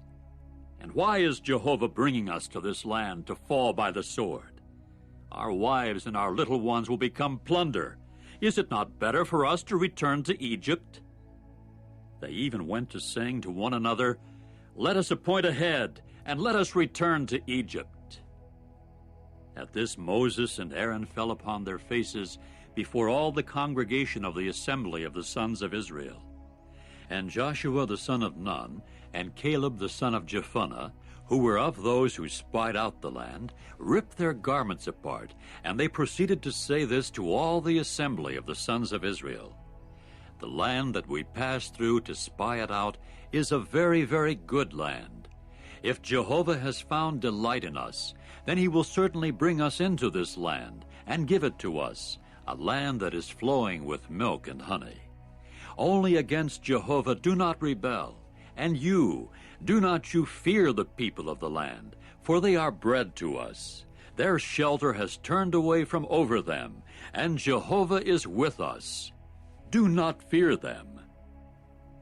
However, all the assembly talked of pelting them with stones. And Jehovah's glory appeared on the tent of meeting to all the sons of Israel. Finally, Jehovah said to Moses, "How long will this people treat me without respect? And how long will they not put faith in me for all the signs that I performed in among them? Let me strike them with pestilence and drive them away, and let me make you a nation greater and mightier than they are." But Moses said to Jehovah, "Then the Egyptians will be bound to hear that you by your power have led this people up out of their midst. And they will be bound to tell it to the inhabitants of this land. They have heard that you are Jehovah in among this people, who has appeared face to face. You are Jehovah, and your cloud is standing over them, and you are going before them in the pillar of cloud by day, and in the pillar of fire by night. Were you to put this people to death as one man, then the nations who have heard of your fame would certainly say this: because of Jehovah's not being able to bring this people into the land about which he swore to them, he proceeded to slaughter them in the wilderness. And now, please, let your power become great, O Jehovah, just as you have spoken, saying, 'Jehovah, slow to anger, and abundant in loving kindness, pardoning error and transgression, but by no means will he give exemption from punishment, bringing punishment for the error of the fathers upon sons, upon the third generation and upon the fourth generation. Forgive, please, the error of this people according to the greatness of your loving kindness, and just as you have pardoned this people from Egypt onward until now.' Then Jehovah said, 'I do forgive according to your word. And, on the other hand, as I live, all the earth will be filled with the glory of Jehovah. But all the men who have been seeing my glory and my signs that I have performed in Egypt and in the wilderness, and yet kept testing me these 10 times, and have not listened to my voice, will never see the land about which I swore to their fathers.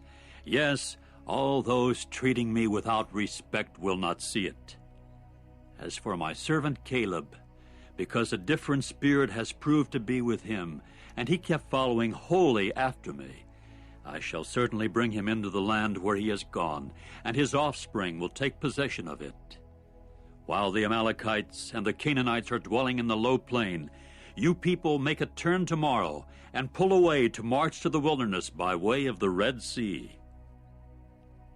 And Jehovah went on to speak to Moses and Aaron, saying, 'How long will this evil assembly have this murmuring that they are carrying on against me? I have heard the murmurings of the sons of Israel, that they are murmuring against me. Say to them, As I live, is the utterance of Jehovah, if I shall not do to you just that way as you have spoken in my ears. In this wilderness your carcasses will fall. Yes, all your registered ones of all your number from 20 years old upward, you who have murmured against me. As for you, you will not enter into the land in which I lifted up my hand in oath to reside with you, except Caleb, the son of Jephunneh, and Joshua, the son of Nun. And your little ones who you said would become plunder, these also I shall certainly bring in, and they will indeed know the land that you have rejected. But the carcasses of you yourselves will fall in this wilderness, and your sons will become shepherds in the wilderness 40 years, and they will have to answer for your acts of fornication until your carcasses come to their end in the wilderness. By the number of the days that you spied out the land, 40 days, a day for a year, a day for a year, you will answer for your errors 40 years, as you must know what my being estranged means. I, Jehovah, have spoken. If this is not what I shall do to all this evil assembly, those who have gathered together against me, in this wilderness they will come to their end, and there they will die. And the men whom Moses sent to spy out the land, and who, when they returned, began making the whole assembly murmur against him, by bringing forth a bad report against the land, yes, the men bringing forth the bad report about the land will die by the scourge before Jehovah.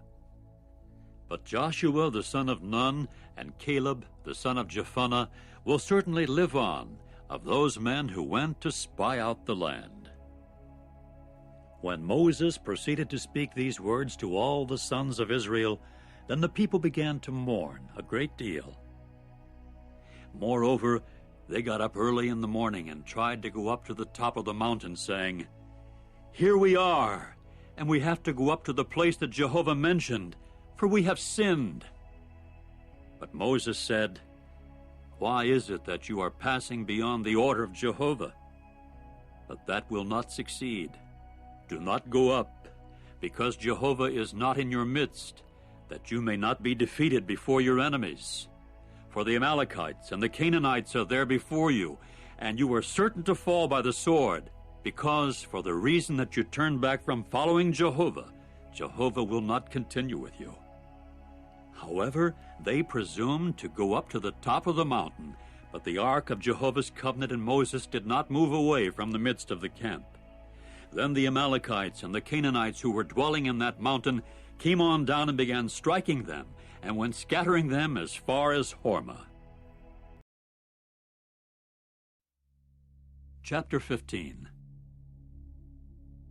And Jehovah spoke further to Moses, saying, Speak to the sons of Israel, and you must say to them, When you eventually come into the land of your dwelling places, which I am giving you, and you must render up an offering made by fire to Jehovah, a burnt offering or a sacrifice to perform a special vow, or voluntarily, or during your seasonal festivals, in order to make a restful odor to Jehovah from the herd or from the flock, the one presenting his offering must also present to Jehovah a grain offering of fine flour, 1/10 of an ephah, moistened with 1/4 of a hin of oil. And you should render up wine as a drink offering, 1/4 of a hin, together with the burnt offering, or for the sacrifice of each male lamb. Or for a ram you should render up a grain offering of 2/10 of fine flour, moistened with 1/3 of a hin of oil. And you should present wine as a drink offering, 1/3 of a hin, as a restful odor to Jehovah. But in case you should render up a male of the herd as a burnt offering or a sacrifice to perform a special vow or communion sacrifices to Jehovah, one must also present together with the male of the herd a grain offering of 3/10 of fine flour, moistened with 1/2 a hin of oil.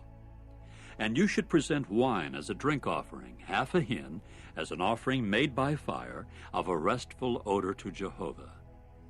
This is the way it should be done for each bull, or for each ram, or for one head among the male lambs or among the goats. Whatever may be the number that you may render up, That is the way you should do for each one according to the number of them. Every native should render up these in this way in presenting an offering made by fire of a restful odor to Jehovah. And in case there should be residing as an alien with you, an alien resident or one who is in your midst for generations of you, and he must render up an offering made by fire of a restful odor to Jehovah, just as you should do, so he should do. You who are of the congregation and the alien resident who is residing as an alien will have one statute. It will be a statute to time indefinite for your generations. The alien resident should prove to be the same as you before Jehovah. There should prove to be one law and one judicial decision for you and for the alien resident who is residing as an alien with you. And Jehovah went on to speak to Moses, saying, Speak to the sons of Israel, and you must say to them, On your coming into the land where I am bringing you, it must also occur that when you eat any of the bread of the land, you should make a contribution to Jehovah. You should make a contribution of the first fruits of your course meal as ring-shaped cakes. Like the contribution of a threshing floor is the way you should contribute it. Some of the first fruits of your course meal you should give as a contribution to Jehovah throughout your generations. Now, in case you should make a mistake and not do all these commandments, which Jehovah has spoken to Moses, all that Jehovah has commanded you by means of Moses from the day that Jehovah commanded and onward for your generations, it must then occur that if it has been done far from the eyes of the assembly by mistake, the whole assembly must then render up one young bull as a burnt offering for a restful odor to Jehovah, and its grain offering and its drink offering according to the regular procedure, and one kid of the goats as a sin offering. And the priest must make atonement for the whole assembly of the sons of Israel, and it must be forgiven them, because it was a mistake. And they, for their part, brought as their offering an offering made by fire to Jehovah, and their sin offering before Jehovah for their mistake. And it must be forgiven the whole assembly of the sons of Israel, and the alien resident who is residing as an alien in their midst, because it was by mistake on the part of all the people. And if any soul should sin by mistake, then he must present a female goat in its first year for a sin offering. And the priest must make atonement for the soul who made a mistake by a sin unintentionally before Jehovah, so as to make atonement for it, and it must be forgiven him. As to the native among the sons of Israel and the alien resident who is residing as an alien in their midst, there should prove to be one law for you as respects doing something unintentionally. But the soul that does something deliberately, whether he is a native or an alien resident, he speaking abusively of Jehovah, in that case that soul must be cut off from among his people. Because it is Jehovah's word that he has despised, and his commandment that he has broken, that soul should be cut off without fail. His own error is upon him. While the sons of Israel were continuing in the wilderness, they once found a man collecting pieces of wood on the Sabbath day. Then those who found him collecting pieces of wood brought him up to Moses and Aaron and the whole assembly. So they committed him into custody, because it had not been distinctly stated what should be done to him. In time Jehovah said to Moses, Without fail the man should be put to death, the whole assembly pelting him with stones outside the camp. Accordingly the whole assembly brought him forth outside the camp and pelted him with stones so that he died, just as Jehovah had commanded Moses. And Jehovah went on to say this to Moses, Speak to the sons of Israel, and you must say to them that they must make for themselves fringed edges upon the skirts of their garments throughout their generations, and they must put a blue string above the fringed edge of the skirt. And it must serve as a fringed edge for you, and you must see it, and remember all the commandments of Jehovah and do them. And you must not go about following your hearts and your eyes, which you are following in immoral intercourse. The purpose is that you may remember and may certainly do all my commandments and indeed prove to be holy to your God. I am Jehovah your God, who have brought you out of the land of Egypt in order to prove myself your God. I am Jehovah your God. Chapter 16. And Korah, the son of Izhar, the son of Kohath, the son of Levi, proceeded to get up, together with Dathan and Abiram, the sons of Eliab, and On, the son of Peleth, the sons of Reuben. And they proceeded to rise up before Moses, they and 250 men of the sons of Israel, chieftains of the assembly, summoned ones of the meeting, men of fame. So they congregated themselves against Moses and Aaron and said to them, That is enough of you, because the whole assembly are all of them holy, and Jehovah is in their midst. Why then should you lift yourselves up above the congregation of Jehovah? When Moses got to hear it, he at once fell upon his face. Then he spoke to Korah and to his entire assembly, saying, In the morning Jehovah will make known who belongs to him, and who is holy, and who must come near to him, and whoever he may choose will come near to him. Do this: take fire holders for yourselves, Korah and his entire assembly, and put fire in them, and place incense upon them before Jehovah tomorrow. And it must occur that the man whom Jehovah will choose, he is the Holy One. That is enough of you, you sons of Levi. And Moses went on to say to Korah, Listen, please, you sons of Levi. Is it such a little thing for you men that the God of Israel has separated you men from the assembly of Israel to present you to himself, to carry on the service of Jehovah's tabernacle, and to stand before the assembly to minister to them, and that he should bring you and all your brothers, the sons of Levi, with you near? So must you men also try to secure the priesthood.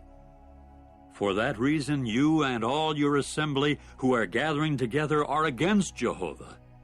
As for Aaron, what is he that you men should murmur against him? Later Moses sent to call Dathan and Abiram, the sons of Eliab, but they said, We are not going to come up.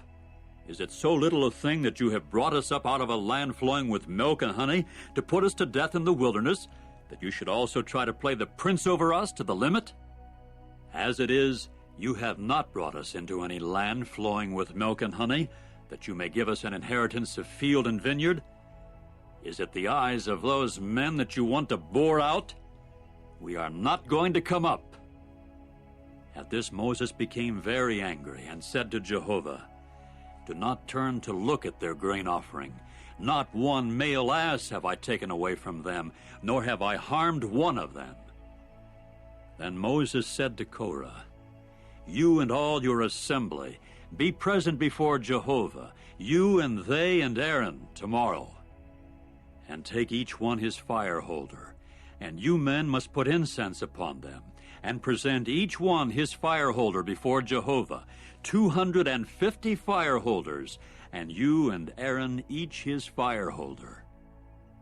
So they took each one his fire holder, and put fire upon them, and placed incense upon them, and stood at the entrance of the tent of meeting together with Moses and Aaron. When Korah got all the assembly together against them at the entrance of the tent of meeting, then Jehovah's glory appeared to all the assembly. Jehovah now spoke to Moses and Aaron, saying, Separate yourselves from the midst of this assembly, that I may exterminate them in an instant. At this they fell upon their faces and said, O God, the God of the spirits of every sort of flesh, will just one man sin and you become indignant against the entire assembly? In turn, Jehovah spoke to Moses, saying, Speak to the assembly, saying, Get away from around the tabernacles of Korah, Dathan, and Abiram. After that Moses got up and went to Dathan and Abiram, and the older men of Israel went with him. Then he spoke to the assembly, saying, Turn aside, please, from before the tents of these wicked men, and do not touch anything that belongs to them, that you may not be swept away in all their sin. Immediately they got away from before the tabernacle of Korah, Dathan, and Abiram, from every side. And Dathan and Abiram came out, taking their stand at the entrance of their tents, together with their wives and their sons and their little ones. Then Moses said, "By this you will know that Jehovah has sent me to do all these deeds, that it is not of my own heart. If it is according to the death of all mankind that these people will die, and with the punishment of all mankind, that punishment will be brought upon them, then it is not Jehovah that has sent me. But if it is something created that Jehovah will create, and the ground has to open its mouth and swallow up them, and everything that belongs to them, and they have to go down alive into Sheol, you will then know for certain that these men have treated Jehovah disrespectfully." And it came about that as soon as he had finished speaking all these words, the ground that was under them began to be split apart, and the earth proceeded to open its mouth and to swallow up them and their households and all humankind that belonged to Korah and all the goods. So down they went, and all who belonged to them, alive into Sheol, and the earth went covering them over, so that they perished from the midst of the congregation. And all the Israelites who were round about them fled at the screaming of them, for they began to say, "We are afraid that the earth may swallow us up." And a fire came out from Jehovah and proceeded to consume the 250 men offering the incense. Jehovah now spoke to Moses, saying, "Say to Eleazar the son of Aaron the priest that he should take up the fire holders from within the conflagration, and you scatter the fire over there, for they are holy, even the fire holders of these men who sinned against their own souls.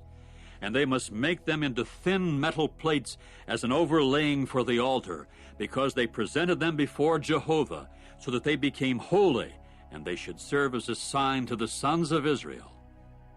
Accordingly, Eleazar the priest took the copper fire holders, which those who had been burned up had presented, and they proceeded to beat them out into an overlaying for the altar, as a memorial for the sons of Israel, to the end that no strange man who is not of the offspring of Aaron should come near to make incense smoke before Jehovah, and no one might become like Korah and his assembly, just as Jehovah had spoken to him by means of Moses. And directly the next day the whole assembly of the sons of Israel began to murmur against Moses and Aaron, saying, "You men, you have put Jehovah's people to death."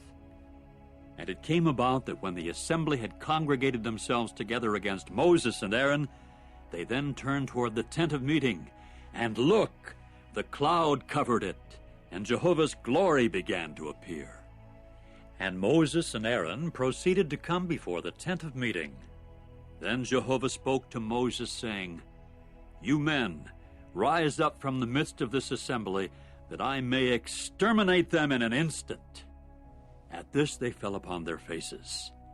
After that Moses said to Aaron, "Take the fire holder, and put fire from upon the altar in it, and put on incense, and go to the assembly in a hurry, and make atonement for them, because the indignation has gone out from the face of Jehovah. The plague has started." Aaron at once took it, just as Moses had spoken, and went running into the midst of the congregation. And look, the plague had started among the people. So he put the incense on and began making atonement for the people. And he kept standing between the dead and the living. Eventually the scourge was stopped. And those dead from the scourge amounted to 14,700, aside from those dead on account of Korah. When at last Aaron returned to Moses at the entrance of the tent of meeting, the scourge had been stopped. Chapter 17. Jehovah now spoke to Moses, saying, "Speak to the sons of Israel, and take from them 1 rod for each paternal house from all their chieftains, by the house of their fathers 12 rods. You will write the name of each one upon his rod. And Aaron's name you will write upon Levi's rod, because there is 1 rod for the head of the house of their fathers. And you must deposit them in the tent of meeting before the testimony, where I regularly present myself to you. And what must occur is that the man whom I shall choose, his rod will bud, and I shall certainly make subside from against me the murmurings of the sons of Israel, which they are murmuring against you. So Moses spoke to the sons of Israel, and all their chieftains went giving him a rod for each chieftain, a rod for each chieftain, by the house of their fathers 12 rods, and Aaron's rod was in among their rods. Then Moses deposited the rods before Jehovah in the tent of the testimony. And it came about the next day that when Moses went into the tent of the testimony, look, Aaron's rod for the house of Levi had budded, and it was bringing forth buds and blossoming flowers, and was bearing ripe almonds. Moses then brought out all the rods from before Jehovah to all the sons of Israel, and they went looking and taking each man his own rod. Subsequently Jehovah said to Moses, Put Aaron's rod back before the testimony as something to be kept for a sign to the sons of rebelliousness, that their murmurings may cease from against me, that they may not die. At once Moses did just as Jehovah had commanded him. He did just so. And the sons of Israel began to say this to Moses, Now we are bound to expire. We are bound to perish. We are all of us bound to perish. Anyone approaching, coming near to Jehovah's tabernacle will die. Must we end up in expiring that way? Chapter 18. And Jehovah proceeded to say to Aaron, You and your sons and the house of your father with you will answer for error against the sanctuary, and you and your sons with you will answer for error against your priesthood. And bring near also your brothers of the tribe of Levi, the clan of your father with you, that they may be joined to you and may minister to you, to both you and your sons with you, before the tent of the testimony.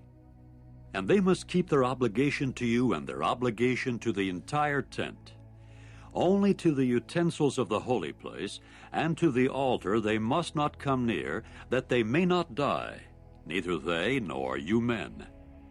And they must be joined to you and must keep their obligation to the tent of meeting as respects all the service of the tent, and no stranger may come near to you men.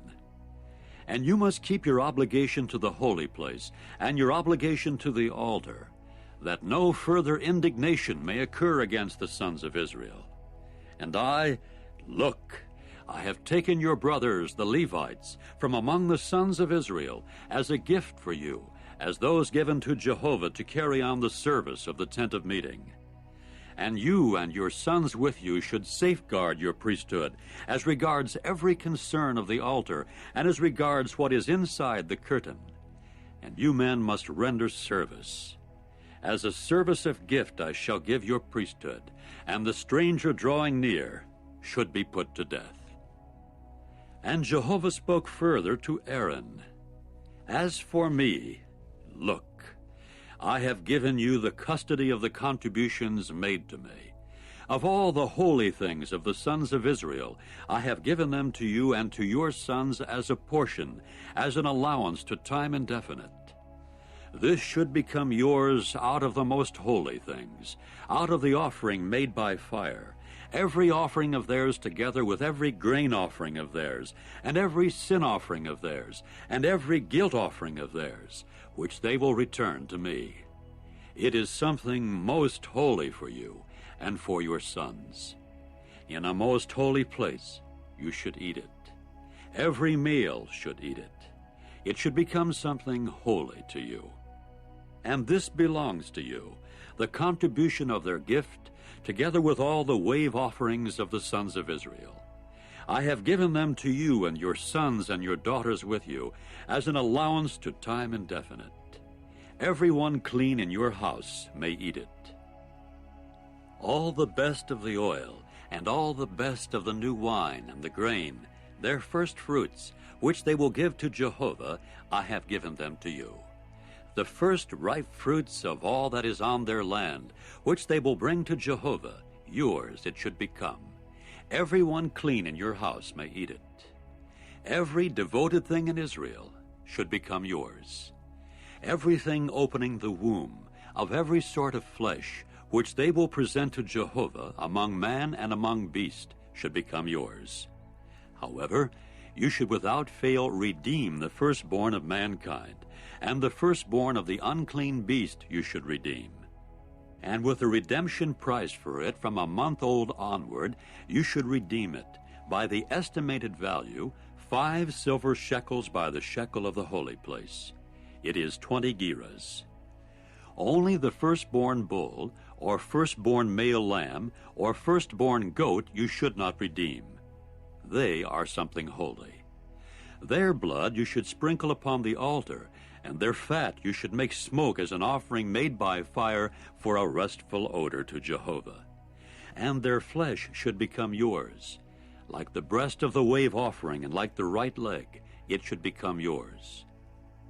All the holy contributions which the sons of Israel will contribute to Jehovah, I have given to you and your sons and your daughters with you, as an allowance to time indefinite. It is a covenant of salt to time indefinite before Jehovah for you and your offspring with you. And Jehovah went on to say to Aaron, In their land you will not have an inheritance, and no share will become yours in their midst. I am your share and your inheritance in the midst of the sons of Israel. And to the sons of Levi, Look, I have given every 10th part in Israel as an inheritance in return for their service that they are carrying on, the service of the tent of meeting.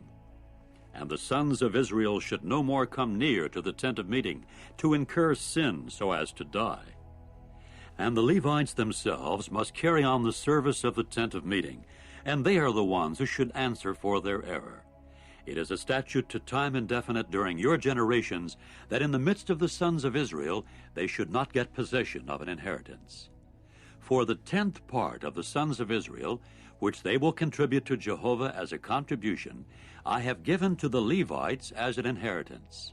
That is why I have said to them, In the midst of the sons of Israel they should not get possession of an inheritance.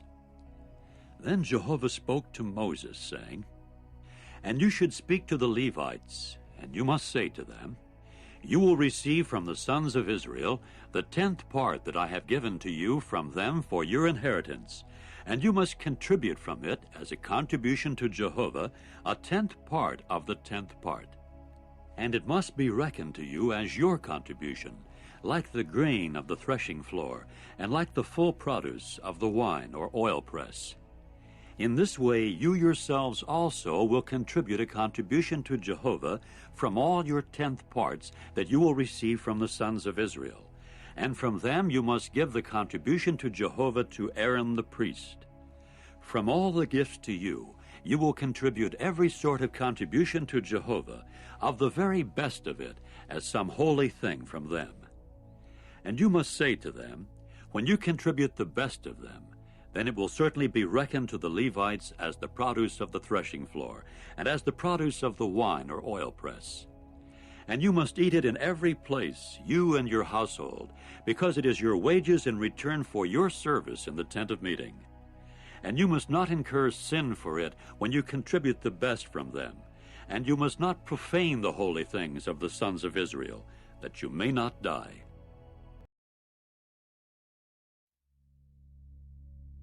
Chapter 19.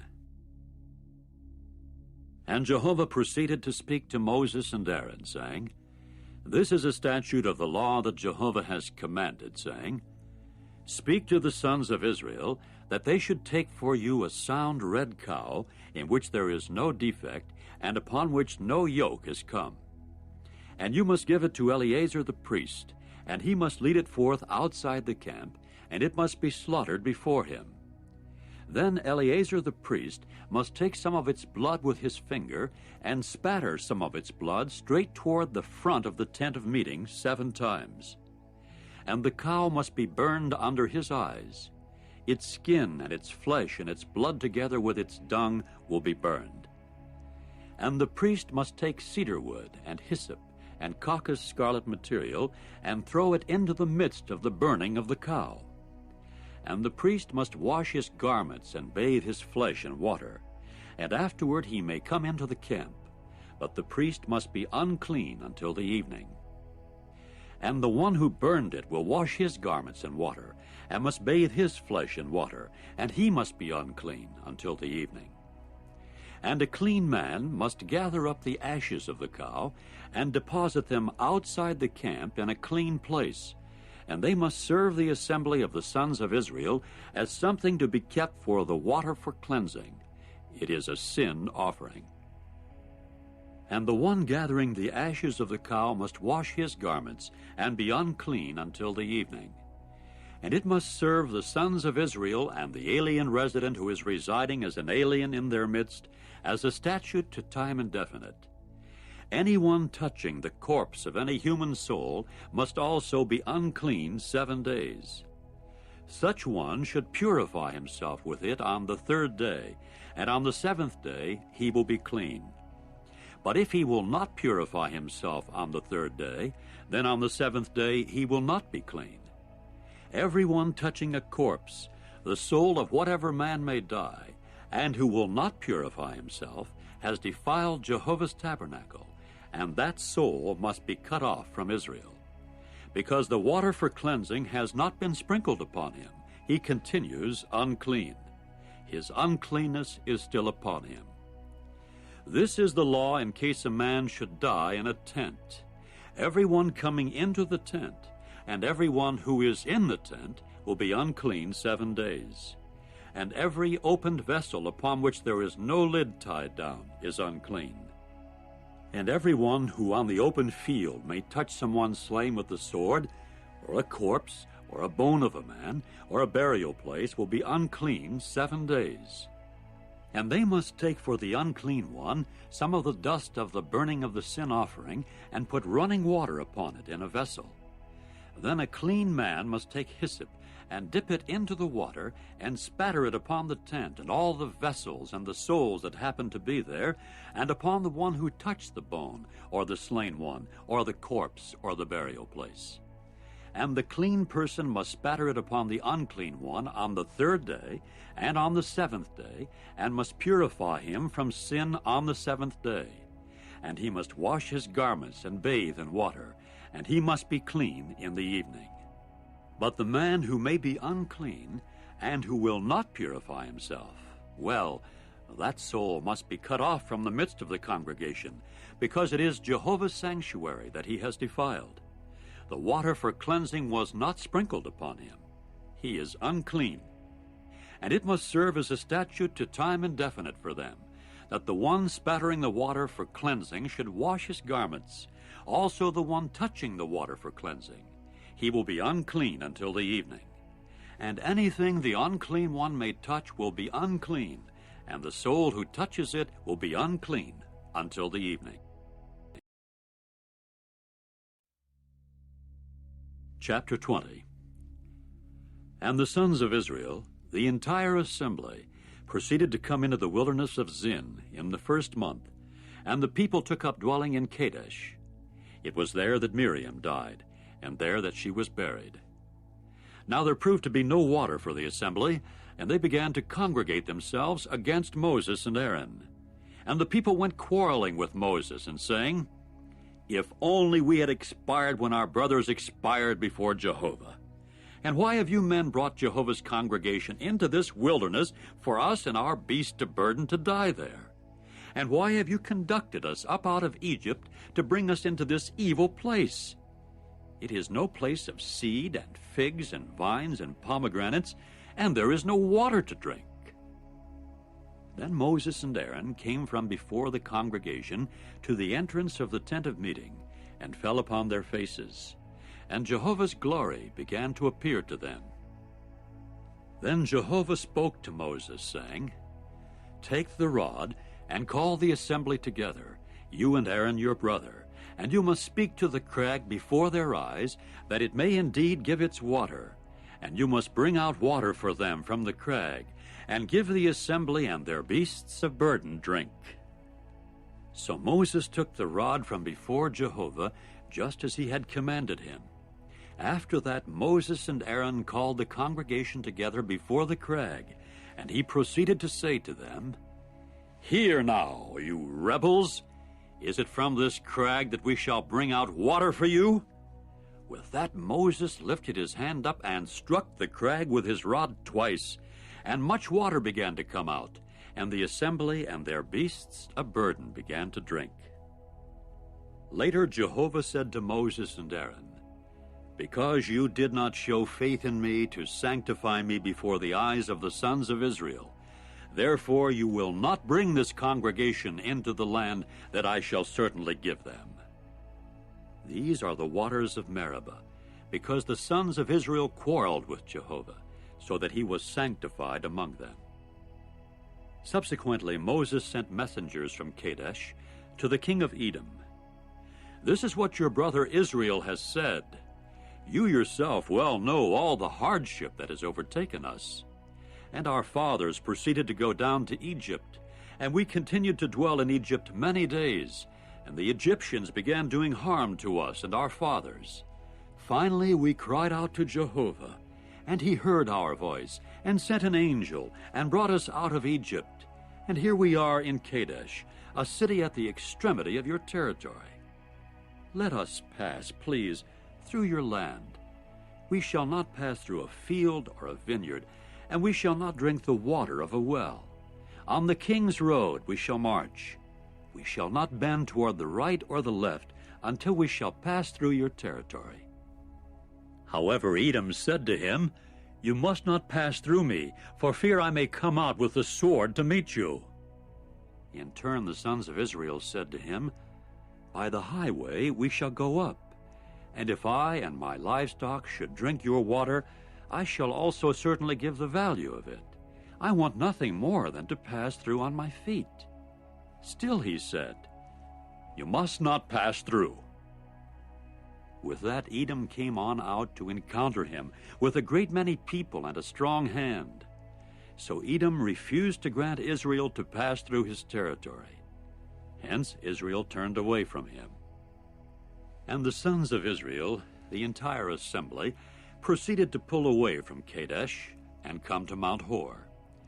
Then Jehovah said this to Moses and Aaron in Mount Hor, by the border of the land of Edom: "Aaron will be gathered to his people, for he will not enter into the land that I shall certainly give to the sons of Israel, on the ground that you men rebelled against my order respecting the waters of Meribah.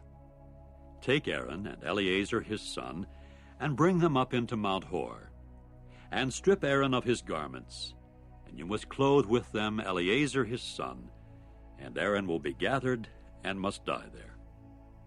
So Moses did just as Jehovah had commanded, and before the eyes of all the assembly they went climbing Mount Hor. Then Moses stripped Aaron of his garments, and clothed Eleazar his son with them, after which Aaron died there on the top of the mountain. And Moses and Eleazar came on down from the mountain. And all the assembly got to see that Aaron had expired, and all the house of Israel continued weeping for Aaron 30 days.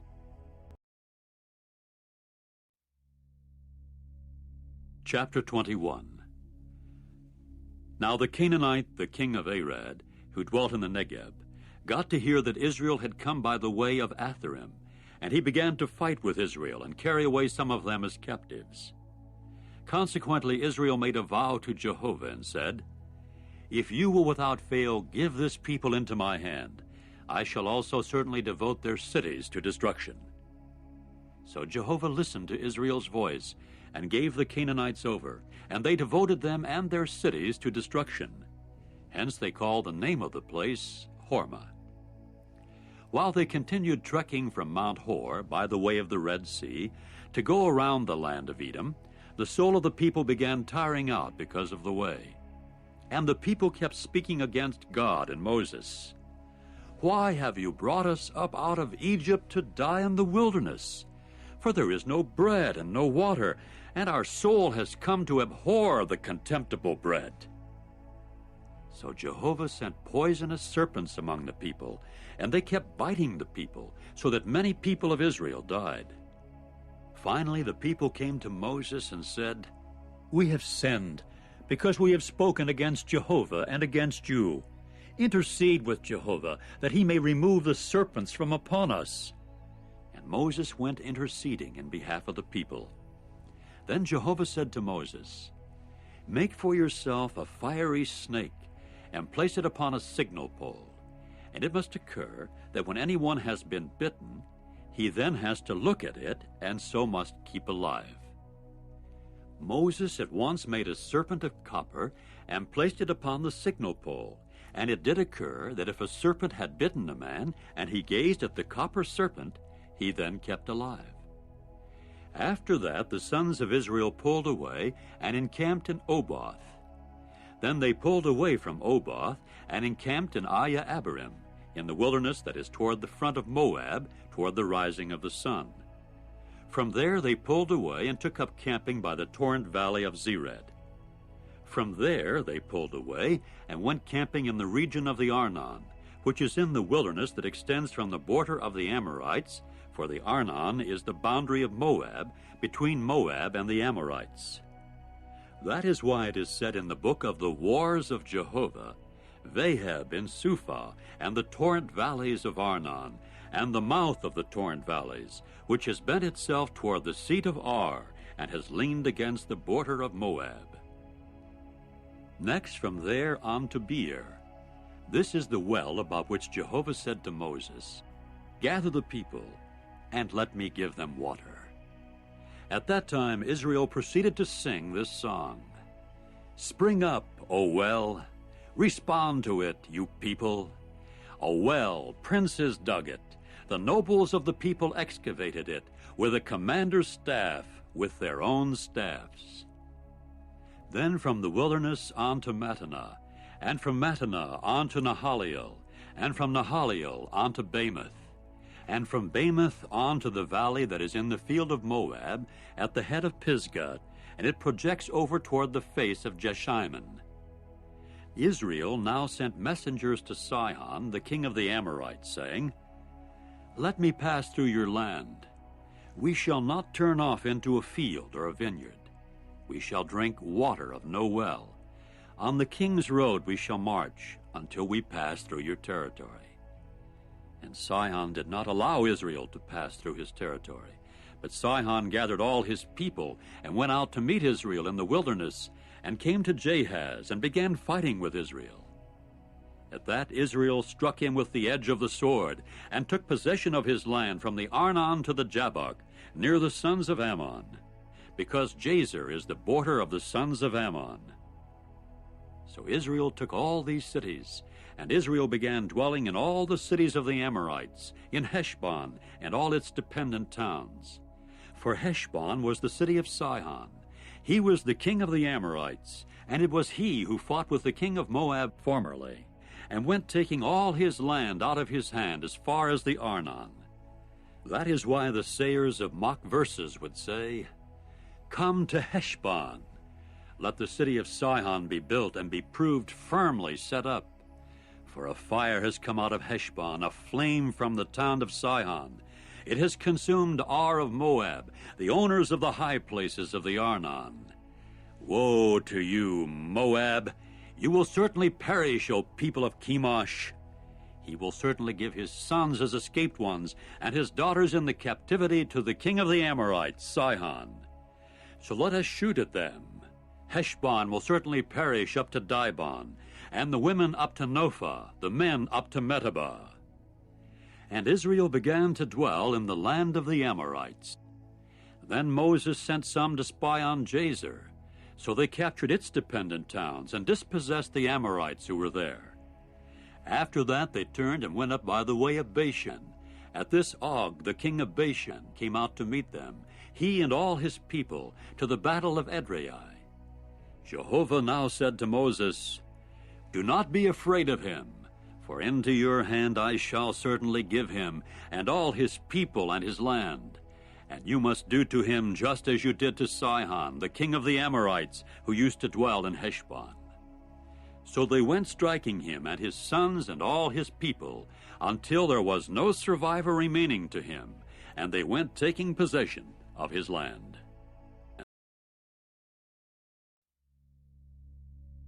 Chapter 22.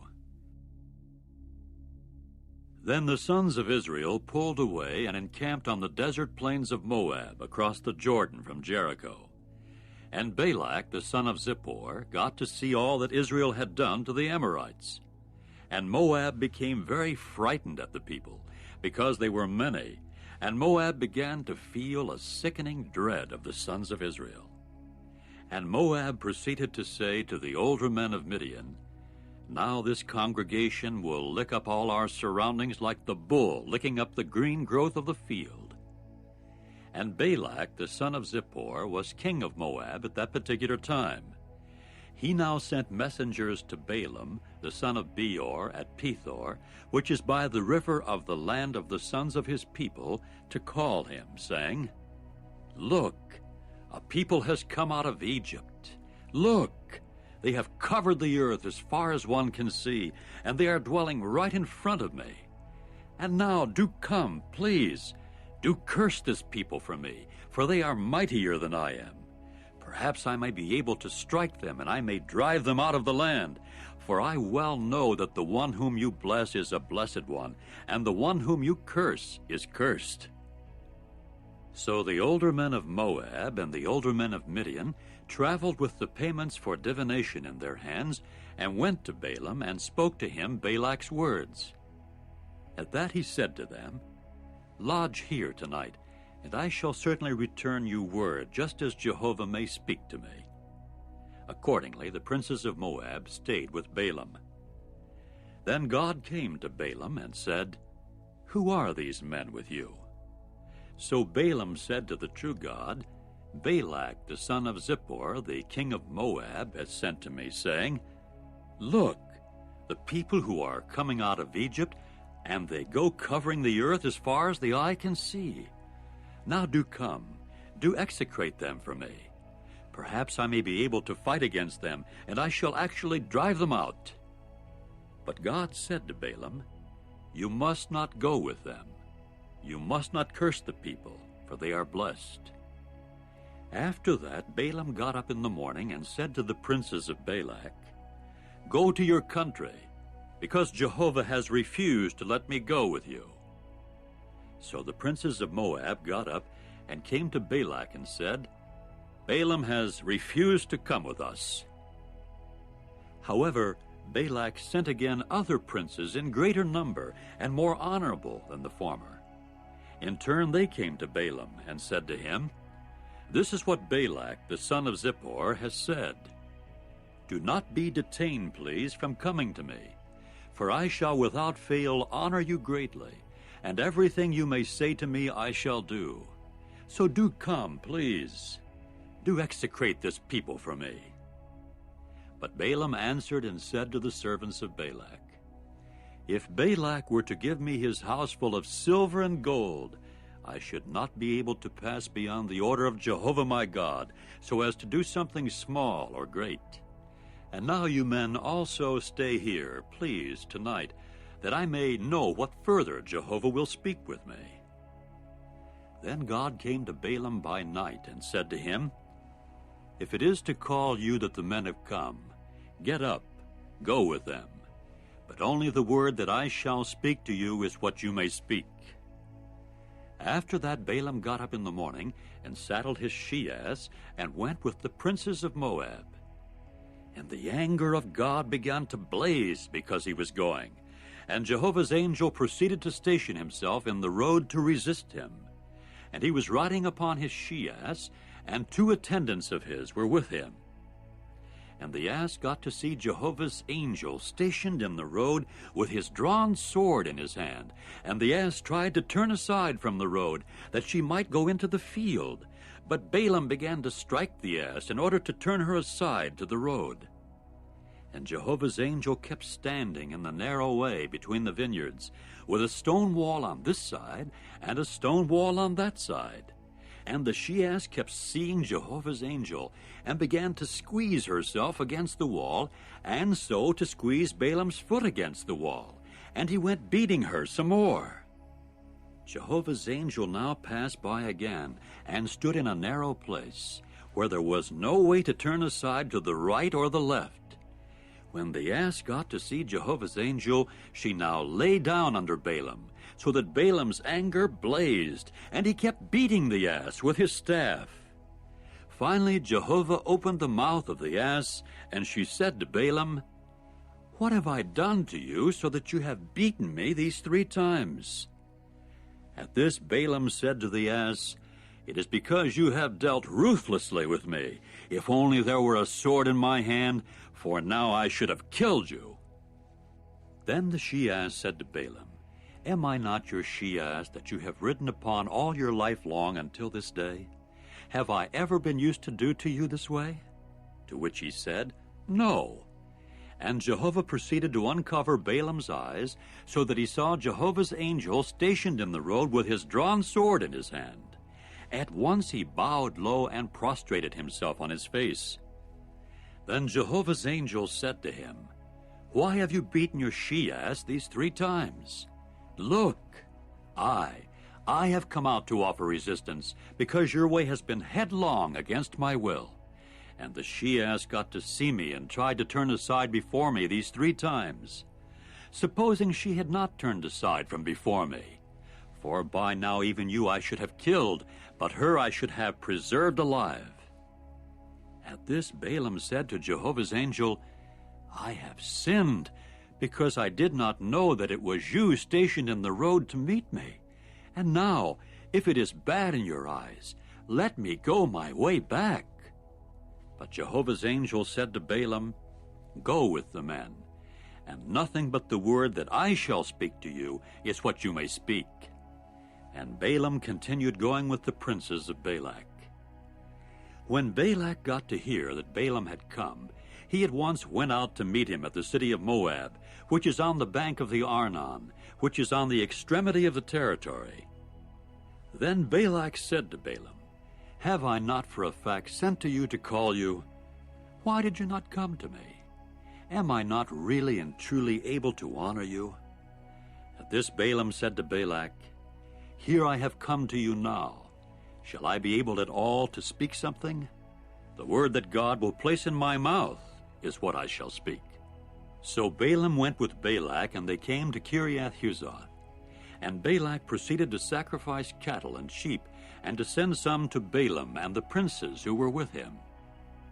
And it came about in the morning that Balak went taking Balaam, and bringing him up to Bamoth Baal, that he might see from there the whole of the people. Chapter 23. Then Balaam said to Balak, "Build for me on this spot 7 altars, and make ready for me on this spot 7 bulls and 7 rams." Balak immediately did just as Balaam had spoken. After that Balak and Balaam offered up a bull and a ram on each altar. And Balaam went on to say to Balak, "Station yourself by your burnt offering, and let me go. Perhaps Jehovah will get in touch and meet with me. In that case, whatever he will show me, I shall certainly tell you." So he went to a bare hill. When God got in touch with Balaam, he then said to him, "I set the 7 altars in rows, and I proceeded to offer up a bull and a ram on each altar." Accordingly, Jehovah put a word in the mouth of Balaam and said, "Return to Balak, and this is what you will speak." So he returned to him, and look, he and all the princes of Moab were stationed by his burnt offering. Then he took up his proverbial utterance and said, "From Aram, Balak the king of Moab tried to conduct me, from the mountains of the east. Do come, do curse Jacob for me. Yes, do come, do denounce Israel. How could I execrate those whom God has not execrated? And how could I denounce those whom Jehovah has not denounced? For from the top of the rocks I see them, and from the hills I behold them. There as a people they keep tabernacling isolated, and among the nations they do not reckon themselves. Who has numbered the dust particles of Jacob, and who has counted the 4th part of Israel?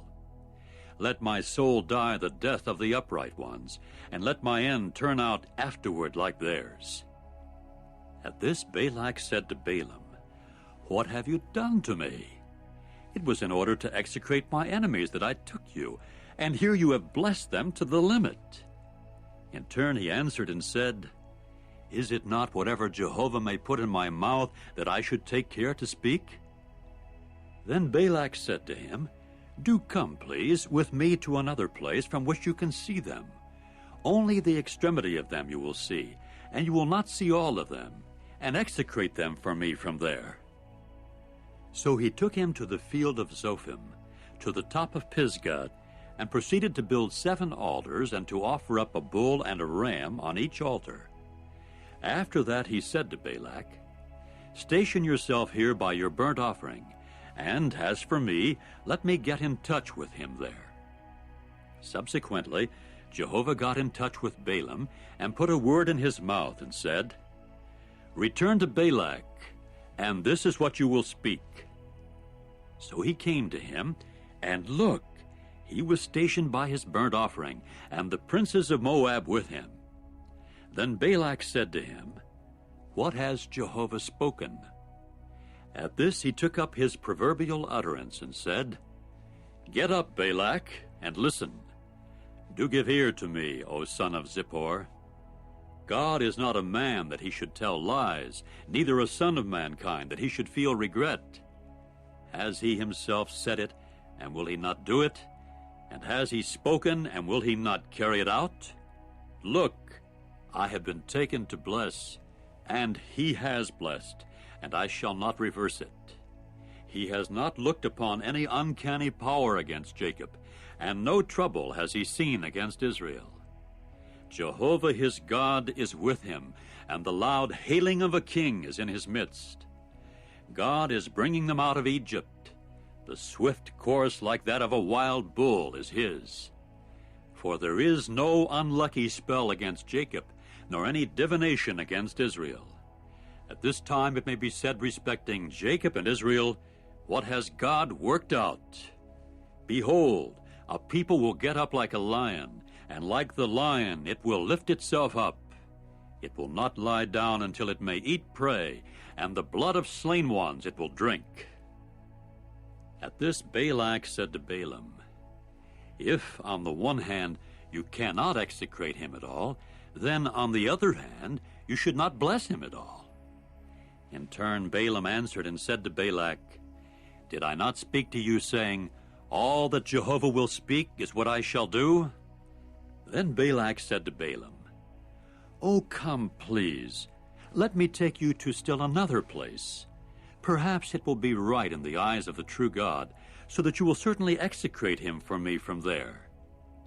With that Balak took Balaam to the top of Peor, which looks toward Jeshimon. Then Balaam said to Balak, "Build for me on this spot 7 altars, and make ready for me on this spot 7 bulls and 7 rams." So Balak did just as Balaam had said, and he went offering up a bull and a ram on each altar. Chapter 24. When Balaam got to see that it was good in the eyes of Jehovah to bless Israel, he did not go away as at the other times to come upon any unlucky omens, but he directed his face to the wilderness. When Balaam raised his eyes and saw Israel tabernacling by his tribes, then the Spirit of God came to be upon him. Hence he took up his proverbial utterance and said, "The utterance of Balaam, the son of Beor, and the utterance of the able-bodied man with the eye unsealed, the utterance of the one hearing the sayings of God, who got to see a vision of the Almighty while falling down with the eyes uncovered. How good-looking are your tents, O Jacob, your tabernacles, O Israel! Like torrent valleys they have extended a long way, like gardens by the river, like aloe plants that Jehovah has planted, like cedars by the waters. Water keeps trickling from his 2 leather buckets, and his seed is by many waters. His king also will be higher than Agag, and his kingdom will be lifted up. God is bringing him out of Egypt. The swift course of a wild bull is his. He will consume the nations, his oppressors, and their bones he will gnaw, and he will break them to pieces with his arrows. He bowed down, he lay down like the lion, and like a lion, who dares rouse him? Those blessing you are the ones blessed, and those cursing you are the ones cursed. At that Balak's anger blazed against Balaam, and he clapped his hands, and Balak went on to say to Balaam, "It was to execrate my enemies that I called you, and look, you have blessed them to the limit these 3 times. And now run your way off to your place. I had said to myself I was without fail going to honor you, but look, Jehovah has held you back from honor." In turn Balaam said to Balak, "Was it not also to your messengers whom you sent to me that I spoke, saying, if Balak were to give me his house full of silver and gold, I should not be able to pass beyond the order of Jehovah, so as to do something good or bad out of my own heart. Whatever Jehovah may speak is what I shall speak. And now here I am going away to my people. Do come, let me advise you what this people will do to your people afterward in the end of the days."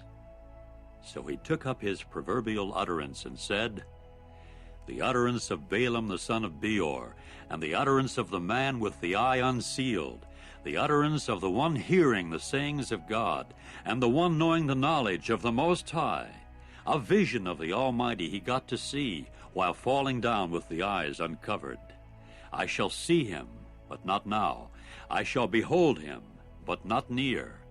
A star will certainly step forth out of Jacob, and a scepter will indeed rise out of Israel. And he will certainly break apart the temples of Moab's head, and the cranium of all the sons of tumult of war. And Edom must become a possession, yes, Seir must become the possession of his enemies, while Israel is displaying his courage. And out of Jacob one will go subduing, and he must destroy any survivor from the city." When he got to see Amalek, he carried further his proverbial utterance and went on to say, "Amalek was the first one of the nations, but his end afterward will be even his perishing." When he got to see the Kenites, he carried further his proverbial utterance and went on to say, "Durable is your dwelling, and set on the crag is your abode. But there will come to be one to burn Cain down. How long will it be till Assyria will carry you away captive?" And he carried further his proverbial utterance and went on to say, "Woe! Who will survive when God causes it? And there will be ships from the coast of Kittim, and they will certainly afflict Assyria, and they will indeed afflict Eber. But he too will eventually perish." After that Balaam got up and went and returned to his place, and Balak also went his own way. Chapter 25. Now Israel was dwelling in Shittim. Then the people started to have immoral relations with the daughters of Moab.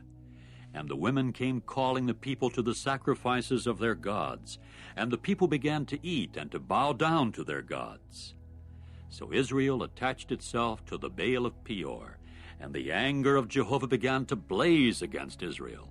Hence Jehovah said to Moses, "Take all the head ones of the people and expose them to Jehovah toward the sun, that the burning anger of Jehovah may turn back from Israel." Then Moses said to the judges of Israel, "Each one of you kill his men who have an attachment with the Baal of Peor." But look, a man of the sons of Israel came, and he was bringing near to his brothers a Midianite woman before Moses' eyes, and before the eyes of all the assembly of the sons of Israel, while they were weeping at the entrance of the tent of meeting.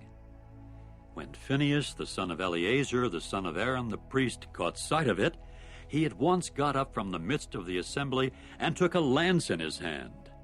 Then he went after the man of Israel into the vaulted tent and pierced both of them through, the man of Israel and the woman through her genital parts. At that the scourge was halted from upon the sons of Israel, and those who died from the scourge amounted to 24,000. Then Jehovah spoke to Moses, saying, Phinehas the son of Eleazar, the son of Aaron the priest, has turned back my wrath from upon the sons of Israel by his tolerating no rivalry at all toward me in the midst of them, so that I have not exterminated the sons of Israel in my insistence on exclusive devotion. For that reason say, here I am giving him my covenant of peace, and it must serve as the covenant of a priesthood to time indefinite for him and his offspring after him, due to the fact that he tolerated no rivalry toward his God, and proceeded to make atonement for the sons of Israel. Incidentally, the name of the fatally struck Israelite man who was fatally struck with the Midianites was Zimri, the son of Salu, a chieftain of a paternal house of the Simeonites. And the name of the Midianite woman fatally struck was Cosbi, the daughter of Zer. He was the head one of the clans of a paternal house in Midian. Later Jehovah spoke to Moses, saying, let there be a harassing of the Midianites, and you men must strike them, because they are harassing you with their deeds of cunning that they committed against you cunningly in the affair of Peor, and in the affair of Cosbi, the daughter of a chieftain of Midian, their sister who was fatally struck in the day of the scourge over the affair of Peor.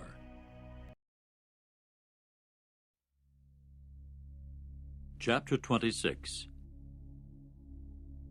And it came about after the scourge that Jehovah went on to say this to Moses and Eleazar, the son of Aaron the priest. Take the sum of the whole assembly of the sons of Israel from 20 years of age and upward, according to the house of their fathers, all those going out to the army in Israel. And Moses and Eleazar the priest proceeded to speak with them in the desert plains of Moab by the Jordan at Jericho, saying, take the sum of them from the age of 20 years and upward, just as Jehovah had commanded Moses. Now the sons of Israel who went out of the land of Egypt were Reuben, Israel's firstborn, Reuben's sons, of Hanok, the family of the Hanokites, of Palu, the family of the Paluites, of Hezron, the family of the Hezronites, of Carmi, the family of the Carmites. These were the families of the Reubenites, and their registered ones amounted to 43,730. And the son of Palu was Eliab, and the sons of Eliab, Nemuel, and Dathan, and Abiram. This Dathan and Abiram were summoned ones of the assembly, who engaged in a struggle against Moses and Aaron in the assembly of Korah, when they engaged in a struggle against Jehovah. Then the earth opened its mouth and swallowed them up. As for Korah, he died at the death of the assembly when the fire consumed 250 men. And they came to be a symbol. However, the sons of Korah did not die. The sons of Simeon by their families, of Nemuel, the family of the Nemuelites, of Jamin, the family of the Jaminites, of Jachin, the family of the Jachinites, of Zerah, the family of the Zerahites, of Shaul, the family of the Shaulites. These were the families of the Simeonites, 22,200. The sons of Gad by their families, of Zephon, the family of the Zephonites, of Haggai, the family of the Haggites, of Shunai, the family of the Shunites, of Ozni, the family of the Oznites, of Eri, the family of the Erites, of Arad, the family of the Aradites, of Areli, the family of the Arelites. These were the families of the sons of Gad, of their registered ones, 40,500. The sons of Judah were and Onan. However, and Onan died in the land of Canaan. And the sons of Judah came to be by their families, of Shelah, the family of the Shalanites, of Perez, the family of the Perizzites, of Zerah, the family of the Zerahites. And the sons of Perez came to be of Hezron, the family of the Hezronites, of Hamul, the family of the Hamulites. These were the families of Judah, of their registered ones, 76,500. The sons of Issachar by their families were of Tola, the family of the Tolaites, of Puvah, the family of the Punites, of Jashub, the family of the Jashubites. Of Shimron, the family of the Shimronites. These were the families of Issachar. Of their registered ones, 64,300.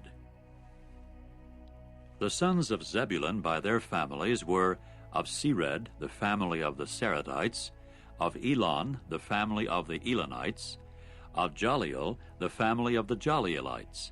These were the families of the Zebulunites. Of their registered ones, 60,500. The sons of Joseph by their families were Manasseh and Ephraim. The sons of Manasseh were of Machir, the family of the Machirites. And Machir became father to Gilead. Of Gilead, the family of the Gileadites. These were the sons of Gilead. Of Iezer, the family of the Iezerites. Of Helek, the family of the Helekites. Of Azriel, the family of the Azrielites. Of Shechem, the family of the Shechemites. Of Shemida, the family of the Shemidaites. Of Hepher, the family of the Hepherites. Now Zelophehad, the son of Hepher, proved to have no sons but daughters. And the names of the daughters of Zelophehad were Mahlah and Noah, Hoglah, Milcah, and Tirzah. These were the families of Manasseh, and their registered ones were 52,700. These were the sons of Ephraim by their families. Of Shuthelah, the family of the Shuthelahites. Of Becher, the family of the Becherites. Of Tahan, the family of the Tahanites. And these were the sons of Shuthelah. Of Eran, the family of the Eranites. These were the families of the sons of Ephraim, of their registered ones, 32,500. These were the sons of Joseph by their families. The sons of Benjamin by their families were of Bela, the family of the Belaites, of Ashbel, the family of the Ashbelites, of Ahiram, the family of the Ahiramites, of Shephupham, the family of the Shuphamites, of Hupham, the family of the Huphamites. The sons of Bela came to be Ard and Naaman.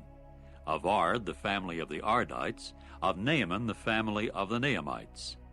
These were the sons of Benjamin by their families, and their registered ones were 45,600. These were the sons of Dan by their families. Of Shuam, the family of the Shuamites. These were the families of Dan by their families. All the families of the Shuamites, of their registered ones, were 64,400. The sons of Asher by their families were of Imnah, the family of the Imnites. Of Ishvi, the family of the Ishvites. Of Beriah, the family of the Beriites. Of the sons of Beriah, of Heber, the family of the Heberites. Of Malchiel, the family of the Malchielites. And the name of Asher's daughter was Serah. These were the families of the sons of Asher, of their registered ones, 53,400. The sons of Naphtali by their families were of Jaziel, the family of the Jazielites, of Guni, the family of the Gunites, of Jezer, the family of the Jezerites, of Shillem, the family of the Shillemites. These were the families of Naphtali by their families, and their registered ones were 45,400. These were the registered ones of the sons of Israel, 601,730. After that Jehovah spoke to Moses, saying, To these the land should be apportioned for an inheritance by the number of the names. According to the great number you should increase one's inheritance, and according to the fewness you should reduce one's inheritance. Each one's inheritance should be given in proportion to his registered ones. Only by the lot should the land be apportioned. According to the names of the tribes of their fathers they should get an inheritance. By the determination of the lot one's inheritance should be apportioned between the many and the few. Now these were the registered ones of the Levites by their families. Of Gershon, the family of the Gershonites. Of Kohath, the family of the Kohathites. Of Merari, the family of the Merarites. These were the families of the Levites, the family of the Libnites, the family of the Hebronites, the family of the Maulites, the family of the Mushites, the family of the Korahites. And Kohath became father to Amram, and the name of Amram's wife was Jochebed, Levi's daughter, whom his wife bore to Levi in Egypt. In time she bore to Amram Aaron and Moses and Miriam their sister. Then there were born to Aaron Nadab and Abihu, Eleazar and Ithamar. But Nadab and Abihu died for their presenting illegitimate fire before Jehovah. And their registered ones amounted to 23,000, all males from a month old and upward. For they did not get registered in among the sons of Israel, because no inheritance was to be given to them in among the sons of Israel. These were the ones registered by Moses and Eleazar the priest when they registered the sons of Israel in the desert plains of Moab by the Jordan at Jericho. But among these there did not prove to be a man of those registered by Moses and Aaron the priest when they registered the sons of Israel in the wilderness of Sinai. For Jehovah had said concerning them, "They will die without fail in the wilderness." So there was not left of them a man except Caleb, the son of Jephunneh, and Joshua, the son of Nun. Chapter 27. Then the daughters of Zelophehad, the son of Hepher, the son of Gilead, the son of Machir, the son of Manasseh, of the families of Manasseh, the son of Joseph, came near. And these were the names of his daughters, Mahlah, Noah, and Hoglah, and Milcah, and Tirzah. And they proceeded to stand before Moses and before Eleazar the priest, and before the chieftains and all the assembly at the entrance of the tent of meeting, saying, "Our father has died in the wilderness, and yet he did not prove to be in among the assembly, that is, those who ranged themselves against Jehovah in the assembly of Korah. But for his own sin he has died, and he did not get to have any sons. Why should the name of our father be taken away from the midst of his family, because he had no son? Oh, give us a possession in the midst of our father's brothers." At that Moses presented their case before Jehovah. Jehovah then said this to Moses, "The daughters of Zelophehad are speaking right. By all means you should give them the possession of an inheritance in the midst of their father's brothers, and you must cause their father's inheritance to pass to them. And to the sons of Israel you should speak, saying, In case any man should die without his having a son, you must then cause his inheritance to pass to his daughter. And if he has no daughter, you must then give his inheritance to his brothers. And if he has no brothers, you must then give his inheritance to his father's brothers. And if his father has no brothers, you must then give his inheritance to his blood relation who is closest to him of his family, and he must take possession of it. And it must serve as a statute by judicial decision for the sons of Israel, just as Jehovah has commanded Moses." Subsequently Jehovah said to Moses, "Go up into this mountain of Abarim, and see the land that I shall certainly give the sons of Israel.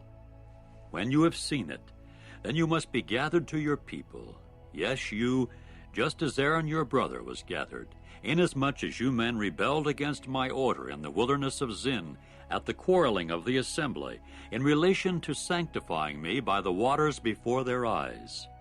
These are the waters of Meribah, at Kadesh, in the wilderness of Zin." Then Moses spoke to Jehovah, saying, "Let Jehovah, the God of the spirits of all sorts of flesh, appoint over the assembly a man who will go out before them, and who will come in before them, and who will bring them out, and who will bring them in, that Jehovah's assembly may not become like sheep that have no shepherd." So Jehovah said to Moses, "Take for yourself Joshua the son of Nun, a man in whom there is spirit, and you must lay your hand upon him. And you must stand him before Eleazar the priest, and before all the assembly, and you must commission him before their eyes. And you must put some of your dignity upon him, in order that all the assembly of the sons of Israel may listen to him. And it is before Eleazar the priest that he will stand, and he must inquire in his behalf by the judgment of the Urim before Jehovah. At his order they will go out, and at his order they will come in, he and all the sons of Israel with them, and all the assembly. And Moses proceeded to do just as Jehovah had commanded him. Accordingly he took Joshua and stood him before Eleazar the priest and before all the assembly, and laid his hands upon him and commissioned him, just as Jehovah had spoken by means of Moses.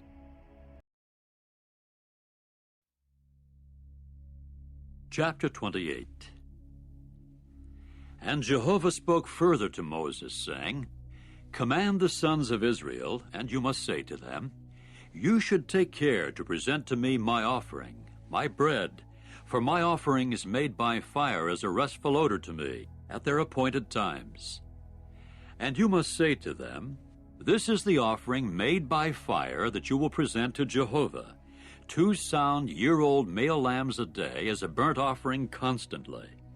The one male lamb you will render up in the morning, and the other male lamb you will render up between the 2 evenings, together with the 1/10 of an ephah of fine flour as a grain offering moistened with 1/4 of a hin of beaten oil, the constant burnt offering which was rendered up at Mount Sinai as a restful odor, an offering made by fire to Jehovah, along with its drink offering, the 1/4 of a hin to each male lamb. Pour out in the holy place the drink offering of intoxicating liquor to Jehovah. And you will render up the other male lamb between the 2 evenings, with the same grain offering as of the morning, and with its same drink offering.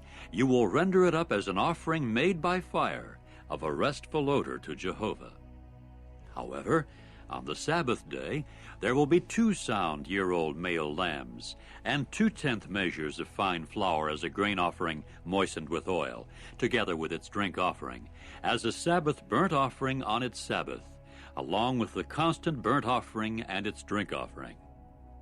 And at the commencements of your months, you people will present as a burnt offering to Jehovah 2 young bulls and 1 ram, 7 sound male lambs, each a year old, and 3/10 measures of fine flour as a grain offering moistened with oil for each bull, and 2/10 measures of fine flour as a grain offering moistened with oil for the 1 ram, and a 1/10 measure of fine flour respectively as a grain offering moistened with oil for each male lamb, as a burnt offering, a restful odor, an offering made by fire to Jehovah. And as their drink offerings, there should go 1/2 a hin of wine for a bull, and 1/3 of a hin for the ram, and 1/4 of a hin for a male lamb. This is the monthly burnt offering in its month for the months of the year. Also, 1 kid of the goat should be rendered up as a sin offering to Jehovah, in addition to the constant burnt offering together with its drink offering. And in the 1st month, on the 14th day of the month, will be Jehovah's Passover. And on the 15th day of this month will be a festival. 7 days unfermented cakes will be eaten. On the 1st day there will be a holy convention. No sort of laborious work must you do. And you must present as an offering made by fire a burnt offering to Jehovah, 2 young bulls and 1 ram, and 7 male lambs, each a year old. They should prove to be sound ones for you.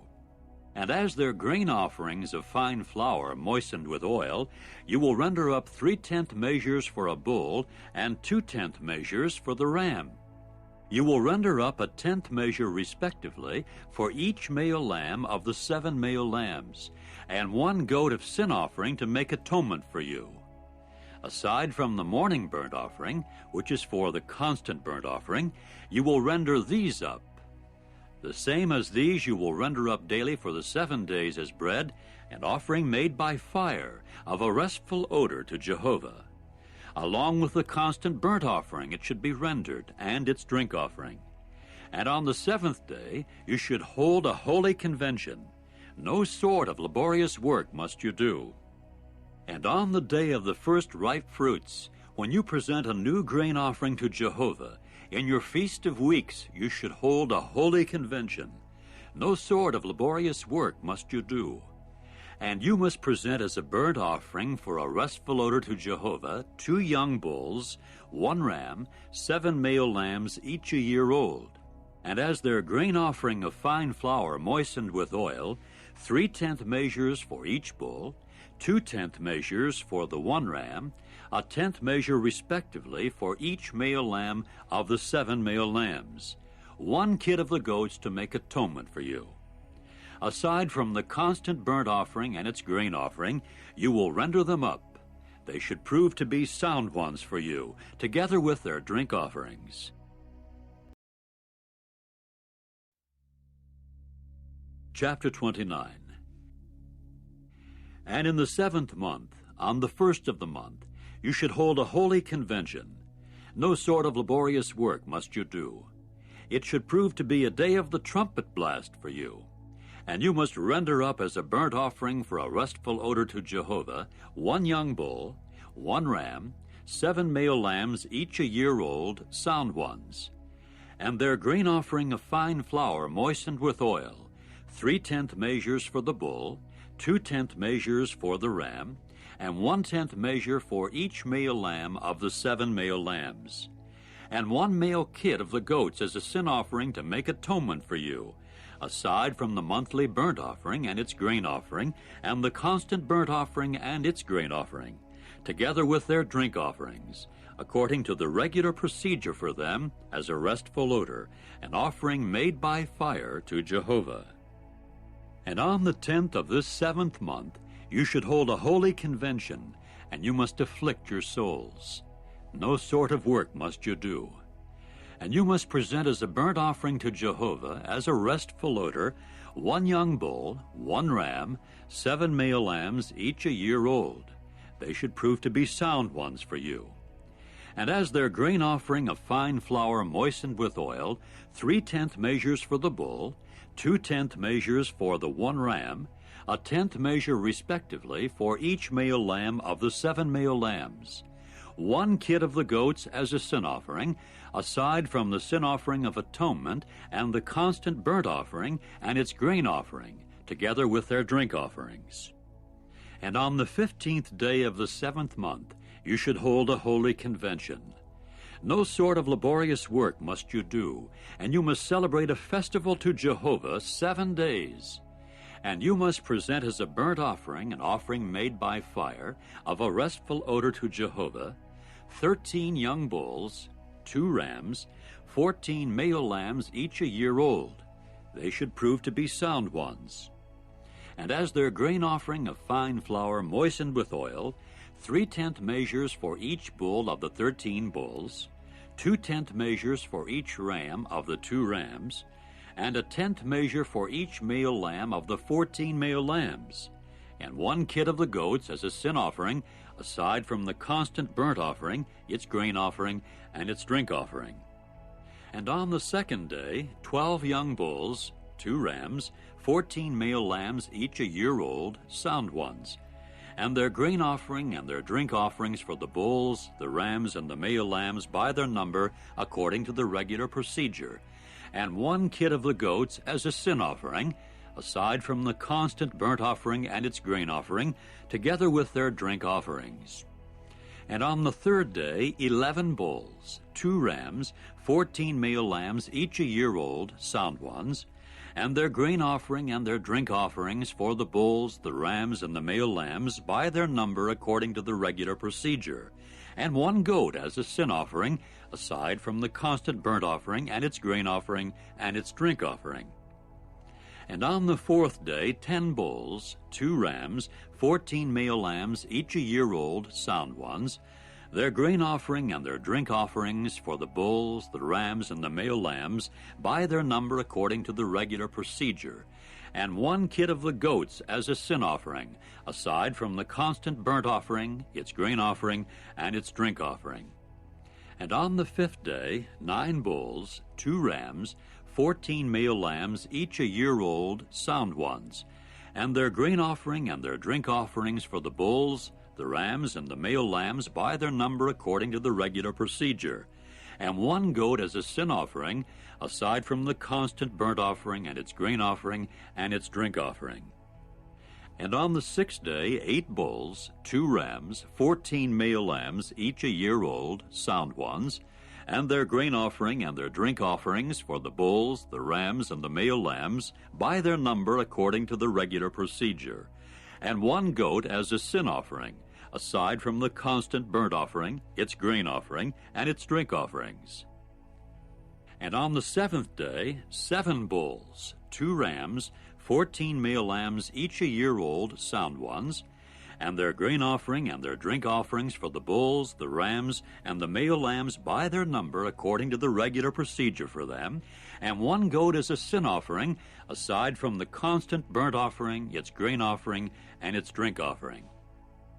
And on the 8th day you should hold a solemn assembly. No sort of laborious work must you do. And you must present as a burnt offering an offering made by fire of a restful odor to Jehovah, 1 bull, 1 ram, 7 male lambs, each a year old, sound ones, and their grain offering and their drink offerings for the bull, the ram, and the male lambs by their number according to the regular procedure, and 1 goat as a sin offering, aside from the constant burnt offering and its grain offering and its drink offering. These you will render up to Jehovah at your seasonal festivals, besides your vow offerings and your voluntary offerings, as your burnt offerings and your grain offerings and your drink offerings and your communion sacrifices. And Moses proceeded to talk to the sons of Israel according to everything that Jehovah had commanded Moses.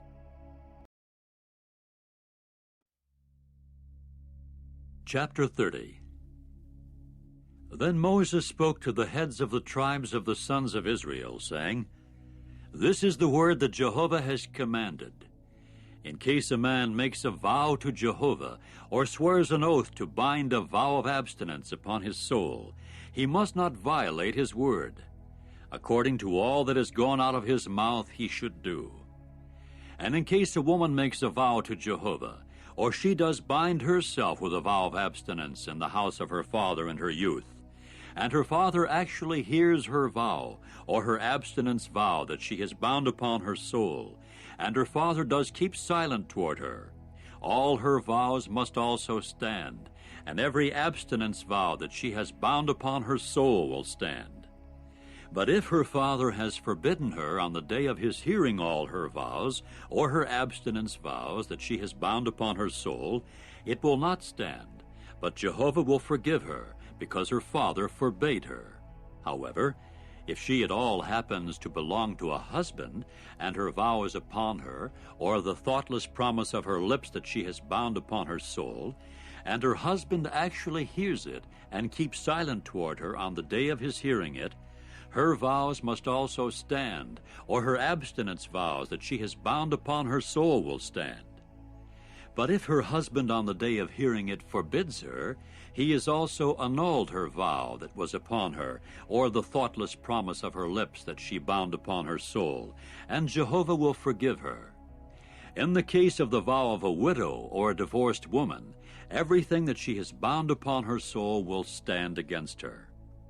However, if it is in the house of her husband that she has vowed, or has bound an abstinence vow upon her soul by an oath, and her husband has heard it, and has kept silent toward her, he has not forbidden her, and all her vows must stand, or any abstinence vow that she has bound upon her soul will stand. But if her husband has totally annulled them on the day of his hearing any expression of her lips as her vows, or as an abstinence vow of her soul, they will not stand. Her husband has annulled them, and Jehovah will forgive her. Any vow or any oath of an abstinence vow to afflict the soul, her husband should establish it, or her husband should annul it. But if her husband absolutely keeps silent toward her from day to day, he has also established all her vows or all her abstinence vows that are upon her. He has established them because he kept silent toward her on the day of his hearing them. And if he totally annuls them after his hearing them, he also actually bears her error.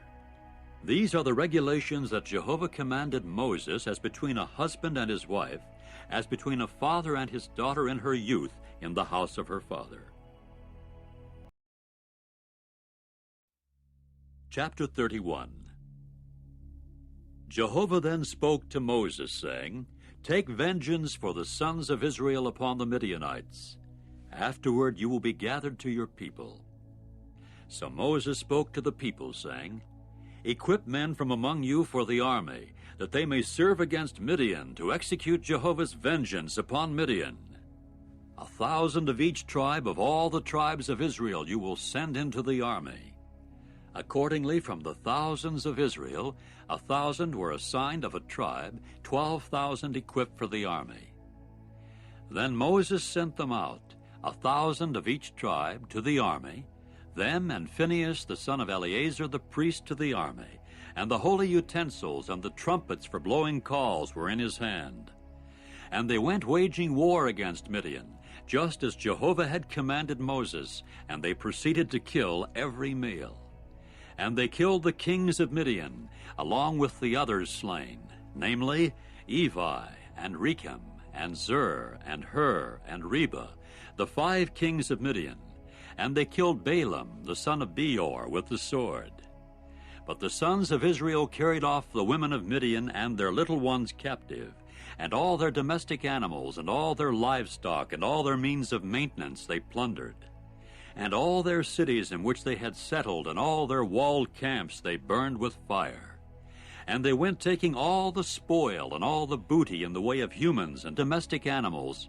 And they came bringing to Moses and Eleazar the priest, and to the assembly of the sons of Israel, the captives and the booty and the spoil, to the camp, to the desert plains of Moab, which are by the Jordan at Jericho.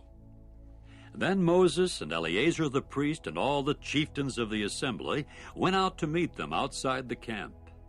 And Moses grew indignant at the appointed men of the combat forces, the chiefs of the thousands and the chiefs of the hundreds, who were coming in from the military expedition. So Moses said to them, Have you preserved alive every female? Look, they are the ones who, by Balaam's word, served to induce the sons of Israel to commit unfaithfulness toward Jehovah over the affair of Peor, so that the scourge came upon the assembly of Jehovah. And now kill every male among the little ones, and kill every woman who has had intercourse with man by lying with a male. And preserve alive for yourselves all the little ones among the women who have not known the act of lying with a male. As for you yourselves, camp outside the camp 7 days. Everyone who has killed a soul, and everyone who has touched someone slain, you should purify yourselves on the 3rd day, and on the 7th day, you and your captives. And every garment, and every article of skin, and everything made of goat's hair, and every article of wood you should purify for yourselves from sin. Eleazar the priest then said to the men of the army who had gone into the battle, This is the statute of the law that Jehovah commanded Moses. Only the gold and the silver, the copper, the iron, the tin, and the lead, everything that is processed with fire, you should pass through the fire, and it must be clean. Only it should be purified by the water for cleansing, and everything that is not processed with fire you should pass through the water. And you must wash your garments on the 7th day and be clean, and afterward you may come into the camp. And Jehovah proceeded to say this to Moses, Take the sum of the booty, the captives both of humankind and of domestic animals, you and Eleazar the priest and the heads of the fathers of the assembly. And you must divide the booty in 2 between those taking part in the battle who went out on the expedition and all the rest of the assembly. And as a tax for Jehovah, you must take away from the men of war who went out on the expedition 1 soul out of 500, of humankind and of the herd, and of the asses and of the flock. From their half you should take it, and you must give it to Eleazar the priest as Jehovah's contribution. And from the half of the sons of Israel you should take 1 out of 50, of humankind, of the herd, of the asses, and of the flock, of every sort of domestic animal, and you must give them to the Levites, the keepers of the obligation of Jehovah's tabernacle. And Moses and Eleazar the priest went doing just as Jehovah had commanded Moses.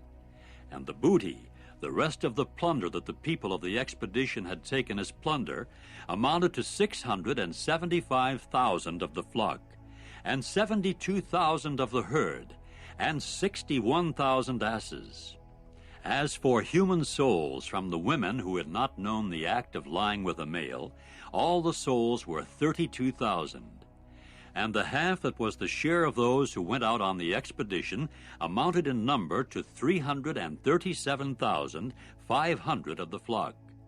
And the tax for Jehovah from the flock amounted to 675. And of the herd there were 36,000, and the tax on them for Jehovah was 72. And the asses were 30,500, and the tax on them for Jehovah was 61. And the human souls were 16,000, and the tax on them for Jehovah was 32 souls. Then Moses gave the tax as Jehovah's contribution to Eleazar the priest, just as Jehovah had commanded Moses. And from the half belonging to the sons of Israel, which Moses divided from that belonging to the men who waged war, now the half of the assembly from the flock amounted to 337,500, and of the herd 36,000, and the asses 30,500, and human souls 16,000. Then Moses took from the half belonging to the sons of Israel the one to be taken out of 50, of humankind and of domestic animals, and gave them to the Levites, the keepers of the obligation of Jehovah's tabernacle, just as Jehovah had commanded Moses. And the appointed men who were of the thousands of the army, the chiefs of the thousands and the chiefs of the hundreds, proceeded to approach Moses and to say to Moses, "Your servants have taken the sum of the men of war who are in our charge, and not one has been reported missing from us. So let us present each one what he has found as Jehovah's offering, articles of gold, ankle chainlets and bracelets, signet rings, earrings, and female ornaments, in order to make atonement for our souls before Jehovah." Accordingly, Moses and Eleazar the priest accepted the gold from them, all the jewelry, and all the gold of the contribution that they contributed to Jehovah amounted to 16,750 shekels, from the chiefs of the thousands and the chiefs of the hundreds. The men of the army had taken plunder, each for himself. So Moses and Eleazar the priest accepted the gold from the chiefs of the thousands and of the hundreds, and brought it into the tent of meeting as a memorial for the sons of Israel before Jehovah.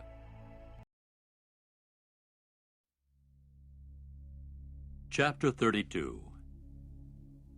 Now the sons of Reuben and the sons of Gad had come to have numerous livestock, very many in fact. And they began to see the land of Jazer and the land of Gilead, and look, the place was a place for livestock. Hence the sons of Gad and the sons of Reuben came and said this to Moses and Eleazar the priest, and to the chieftains of the assembly: Ataroth and Dibon and Jazer and Nimrah and Heshbon and Elealeh and Sebam and Nebo and Beon, the land that Jehovah defeated before the assembly of Israel, is a land for livestock, and your servants have livestock. And they went on to say, "If we have found favor in your eyes, let this land be given to your servants as a possession. Do not make us cross the Jordan." Then Moses said to the sons of Gad and the sons of Reuben, "Are your brothers to go to war while you yourselves keep dwelling here? And why should you dishearten the sons of Israel from crossing into the land that Jehovah will certainly give them? That is the way your fathers did when I sent them from Kadesh Barnea to see the land. When they went up to the torrent valley of Eshcol and saw the land, then they disheartened the sons of Israel, so as not to go into the land that Jehovah was certain to give them. Consequently, Jehovah's anger blazed on that day, so that he swore, saying, The men who came up out of Egypt from 20 years old upward will not see the soil of which I have sworn to Abraham, Isaac, and Jacob, because they have not followed me wholly, except Caleb the son of Jephunneh the Kenizzite, and Joshua the son of Nun, because they have followed Jehovah wholly. So Jehovah's anger blazed against Israel, and he made them wander about in the wilderness 40 years, until all the generation that was doing evil in the eyes of Jehovah came to their end. And here you have risen in the place of your fathers as the brood of sinful men in order to add further to the burning anger of Jehovah against Israel. In case you should turn back from following him, he also would certainly once again let them stay longer in the wilderness, and you would have acted ruinously toward all this people. Later they approached him and said, "Let us build here stone flock pens for our livestock and cities for our little ones. But we ourselves shall go equipped in battle formation before the sons of Israel until whenever we have brought them to their place, while our little ones must dwell in the cities with fortifications away from the face of the inhabitants of the land. We shall not return to our houses until the sons of Israel have provided themselves with landed property, each with his own inheritance. For we shall not get an inheritance with them from the side of the Jordan and beyond, because our inheritance has come to us from the side of the Jordan toward the sunrising."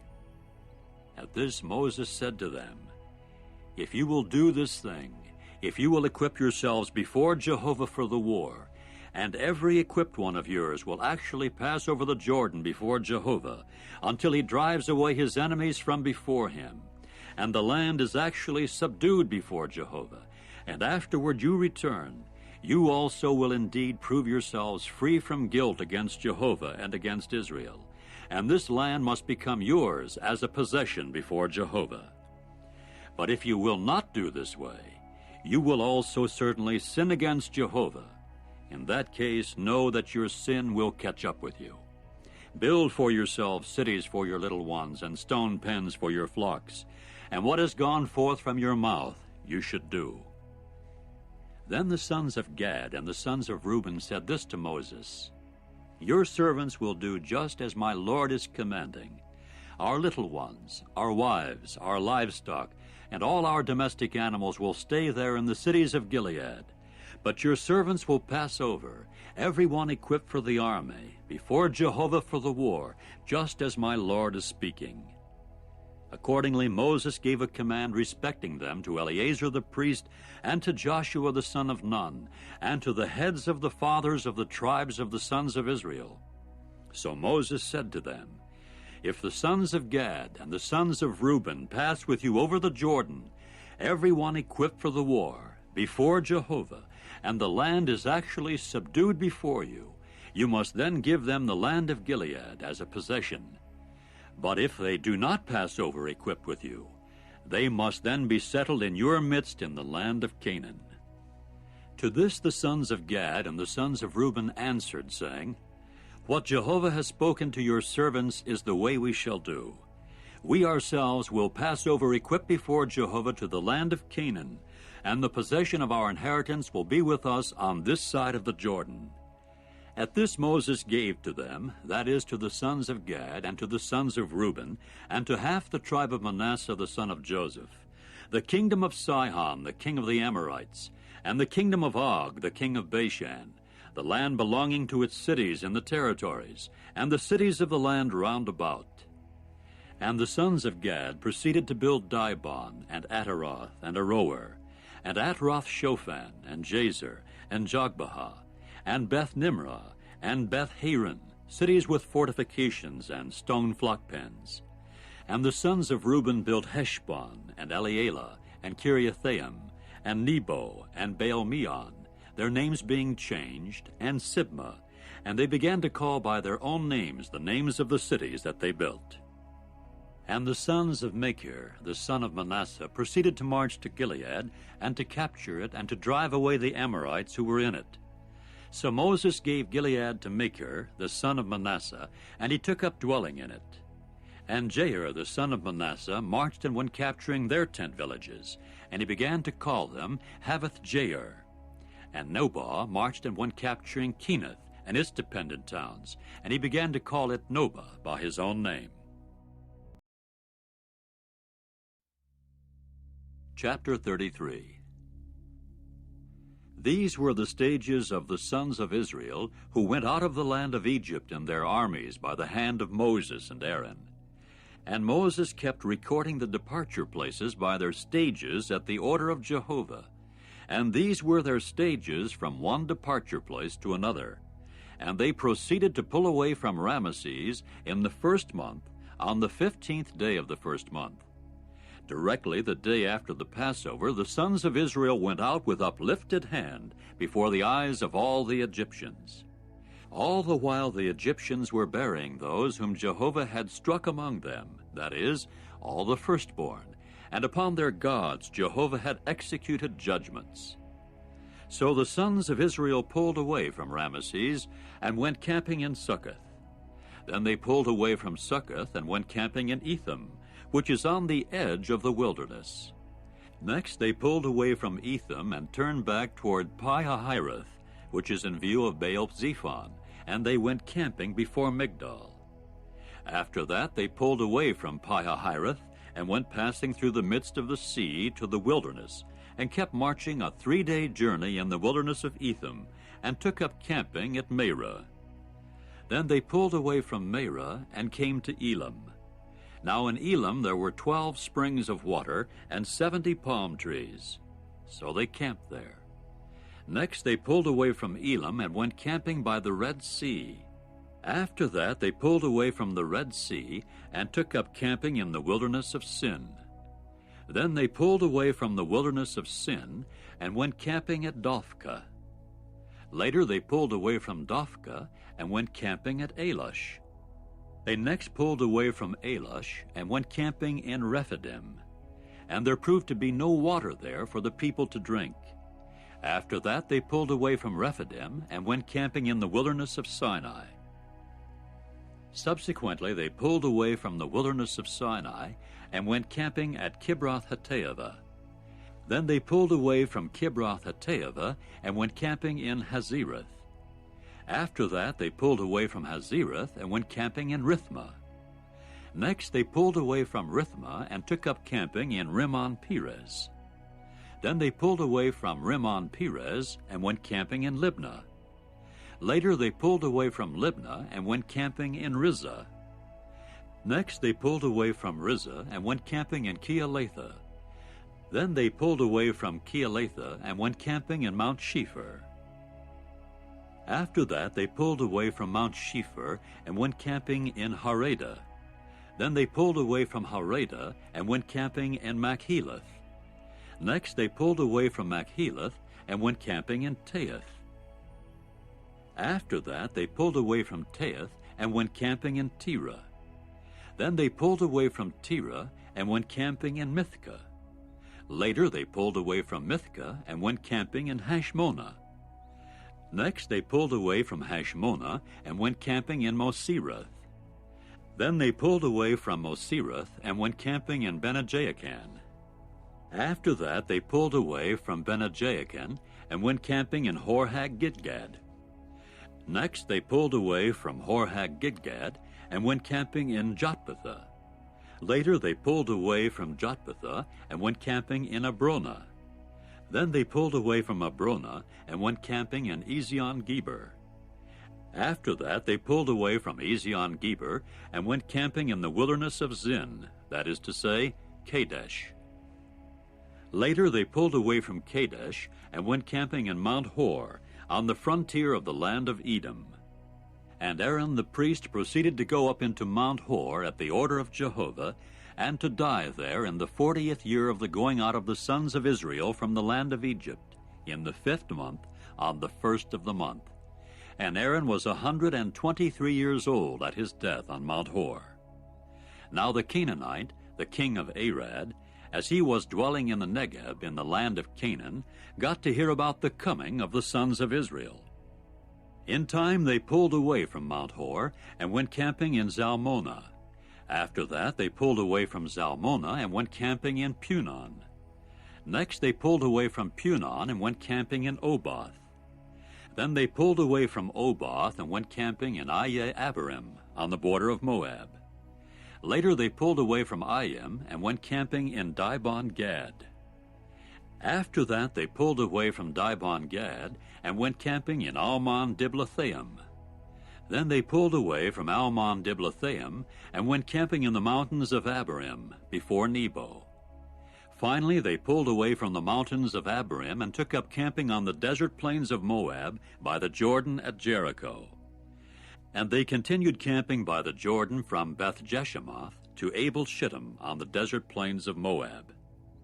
And Jehovah proceeded to speak to Moses on the desert plains of Moab by the Jordan at Jericho, saying, Speak to the sons of Israel, and you must say to them, You are crossing the Jordan into the land of Canaan, and you must drive away all the inhabitants of the land from before you, and destroy all their stone figures, and all their images of molten metal you should destroy, and all their sacred high places you should annihilate. And you must take possession of the land and dwell in it, because to you I shall certainly give the land to take possession of it. And you must apportion the land to yourselves as a possession by lot according to your families. To the populous one you should increase his inheritance, and to the sparse one you should reduce his inheritance. To where the lot will come out for him, there it will become his. By the tribes of your fathers you should provide yourselves with landed property. If, though, you will not drive the inhabitants of the land away from before you, then those whom you leave of them will certainly become as pricks in your eyes and as thorns in your sides, and they will indeed harass you on the land in which you will be dwelling. And it must occur that just as I had figured doing to them, I shall do to you. Chapter 34. And Jehovah spoke further to Moses, saying, Command the sons of Israel, and you must say to them, You are going into the land of Canaan. This is the land that will fall to you by inheritance, the land of Canaan according to its boundaries. And your south side must prove to be from the wilderness of Zin alongside Edom, and your south boundary must prove to be from the extremity of the Salt Sea on the east. And your boundary must change direction from the south of the ascent of Akrabim and cross over to Zin, and its termination must prove to be on the south of Kadesh Barnea, and it must go out to Hazar Adar and pass over to Asman. And the boundary must change direction at Asman to the torrent valley of Egypt, and its termination must prove to be at the sea. As for a west boundary, it must prove to be for you the great sea and the shoreland. This will become your west boundary. Now this will become your north boundary. From the great sea you will mark out to Mount Hor as a boundary for yourselves. From Mount Hor you will mark out the boundary to the entering in of Hamath, and the termination of the boundary must prove to be at Zedad. And the boundary must go out to Ziphron, and its termination must prove to be Hazar Enan. This will become your north boundary. Then you must mark for yourselves as your boundary on the east from Hazar Enan to Shepham. And the boundary must go down from Shepham to Riblah on the east of Ain, and the border must go down and strike upon the eastern slope of the sea of Kinnereth. And the border must go down to the Jordan, and its termination must prove to be the Salt Sea. This will become your land according to its boundaries all around. So Moses commanded the sons of Israel, saying, This is the land that you will apportion to yourselves as a possession by lot, just as Jehovah has commanded to give to the 9½ tribes. For the tribe of the sons of the Reubenites by the house of their fathers, and the tribe of the sons of the Gadites by the house of their fathers have already taken, and the half-tribe of Manasseh have already taken their inheritance. The 2½ tribes have already taken their inheritance from the region of the Jordan by Jericho, eastward toward the sunrising. And Jehovah spoke further to Moses, saying, These are the names of the men who will divide the land to you people for a possession, Eleazar the priest and Joshua the son of Nun. And you will take one chieftain out of each tribe to divide the land for a possession. And these are the names of the men. Of the tribe of Judah, Caleb, the son of Jephunneh. And of the tribe of the sons of Simeon, Shemuel, the son of Ammihud. Of the tribe of Benjamin, Elidad, the son of Kislon. And of the tribe of the sons of Dan, a chieftain, Buckai, the son of Joglai. Of the sons of Joseph, of the tribe of the sons of Manasseh, a chieftain, Haniel, the son of Ephod. And of the tribe of the sons of Ephraim, a chieftain, Kemuel, the son of Shiftan. And of the tribe of the sons of Zebulun, a chieftain, Elizaphan, the son of Parnak. And of the tribe of the sons of Issachar, a chieftain, Paltiel, the son of Azan. And of the tribe of the sons of Asher, a chieftain, Ahiad, the son of Shilomai. And of the tribe of the sons of Naphtali, a chieftain, Pedahel, the son of Ammihud.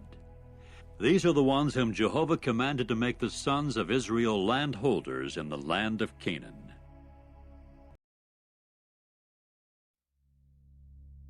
Chapter 35. And Jehovah went on to speak to Moses on the desert plains of Moab by the Jordan at Jericho, saying, Give the sons of Israel the command that they must give the Levites cities to inhabit out of the inheritance of their possession, and they should give the Levites the pasture ground of the cities all around them. And the cities must serve for them to inhabit, while their pasture grounds will serve for their domestic animals and their goods, and for all their wild beasts. And the pasture grounds of the cities, which you will give the Levites, will be from the wall of the city and out for 1,000 cubits all around. And you must measure outside the city on the east side 2,000 cubits, and on the south side 2,000 cubits, and on the west side 2,000 cubits, and on the north side 2,000 cubits, with the city in the middle. This will serve them as pasture grounds of the cities.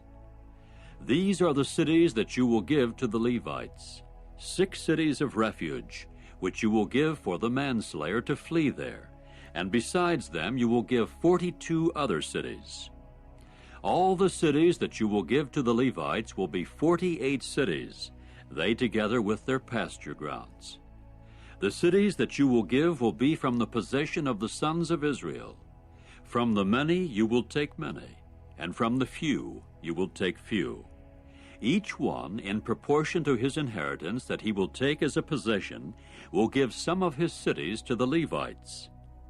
And Jehovah continued to speak to Moses, saying, Speak to the sons of Israel, and you must say to them, You are crossing the Jordan to the land of Canaan, and you must choose cities convenient for yourselves. As cities of refuge they will serve for you, and the manslayer must flee there who fatally strikes a soul unintentionally. And the cities must serve you as a refuge from the blood avenger, that the manslayer may not die until he stands before the assembly for judgment. And the cities that you will give, the 6 cities of refuge, will be at your service. 3 cities you will give on this side of the Jordan, and 3 cities you will give in the land of Canaan. As cities of refuge they will serve. For the sons of Israel, and for the alien resident, and for the settler in the midst of them, these 6 cities will serve as a refuge for anyone to flee there that fatally strikes a soul unintentionally. Now if it was with an instrument of iron that he has struck him so that he dies, he is a murderer. Without fail the murderer should be put to death. And if it was with a small stone by which he could die that he has struck him so that he dies, he is a murderer. Without fail the murderer should be put to death. And if it was with a small instrument of wood by which he could die that he has struck him so that he dies, he is a murderer. Without fail the murderer should be put to death. The avenger of blood is the one who will put the murderer to death. When he chances upon him, he himself will put him to death.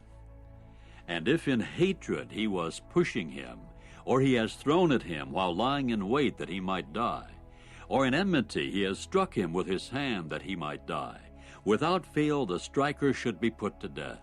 He is a murderer. The avenger of blood will put the murderer to death when he chances upon him. But if it was unexpectedly without enmity that he has pushed him, or has thrown any article toward him without lying in wait, or any stone by which he could die without seeing him, or he should cause it to fall upon him, so that he died, while he was not at enmity with him and was not seeking his injury, the assembly must then judge between the striker and the avenger of blood according to these judgments. And the assembly must deliver the manslayer out of the hand of the avenger of blood, and the assembly must return him to his city of refuge to which he had fled, and he must dwell in it until the death of the high priest who was anointed with the holy oil. But if the manslayer without fail goes out of the boundary of his city of refuge to which he may flee, and the avenger of blood does find him outside the boundary of his city of refuge, and the avenger of blood does slay the manslayer, he has no blood guilt. For he ought to dwell in his city of refuge until the high priest's death, and after the high priest's death the manslayer may return to the land of his possession. And these must serve as a statute of judgment for you throughout your generations in all your dwelling places. Every fatal striker of a soul should be slain as a murderer at the mouth of witnesses, and one witness may not testify against a soul for him to die. And you must take no ransom for the soul of a murderer who is deserving to die, for without fail he should be put to death. And you must not take a ransom for one who has fled to his city of refuge, to resume dwelling in the land before the death of the high priest. And you must not pollute the land in which you are, because it is blood that pollutes the land, and for the land there may be no atonement respecting the blood that has been spilled upon it, except by the blood of the one spilling it. And you must not defile the land in which you are dwelling, in the midst of which I am residing. For I, Jehovah, am residing in the midst of the sons of Israel.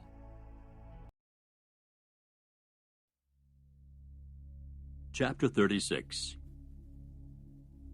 And the heads of the fathers of the family of the sons of Gilead, the son of Machir, the son of Manasseh, of the families of the sons of Joseph, proceeded to come near and speak before Moses and the chieftains, the heads of the fathers of the sons of Israel, and say, Jehovah commanded my Lord to give the land an inheritance by lot to the sons of Israel, and my Lord was commanded by Jehovah to give the inheritance of Zelophehad our brother to his daughters.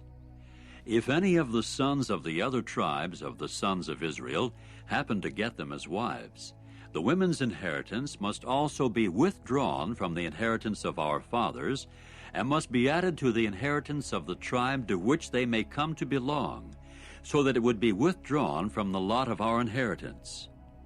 Now if the Jubilee takes place for the sons of Israel, the women's inheritance must also be added to the inheritance of the tribe to which they may come to belong, so that their inheritance would be withdrawn from the inheritance of the tribe of our fathers.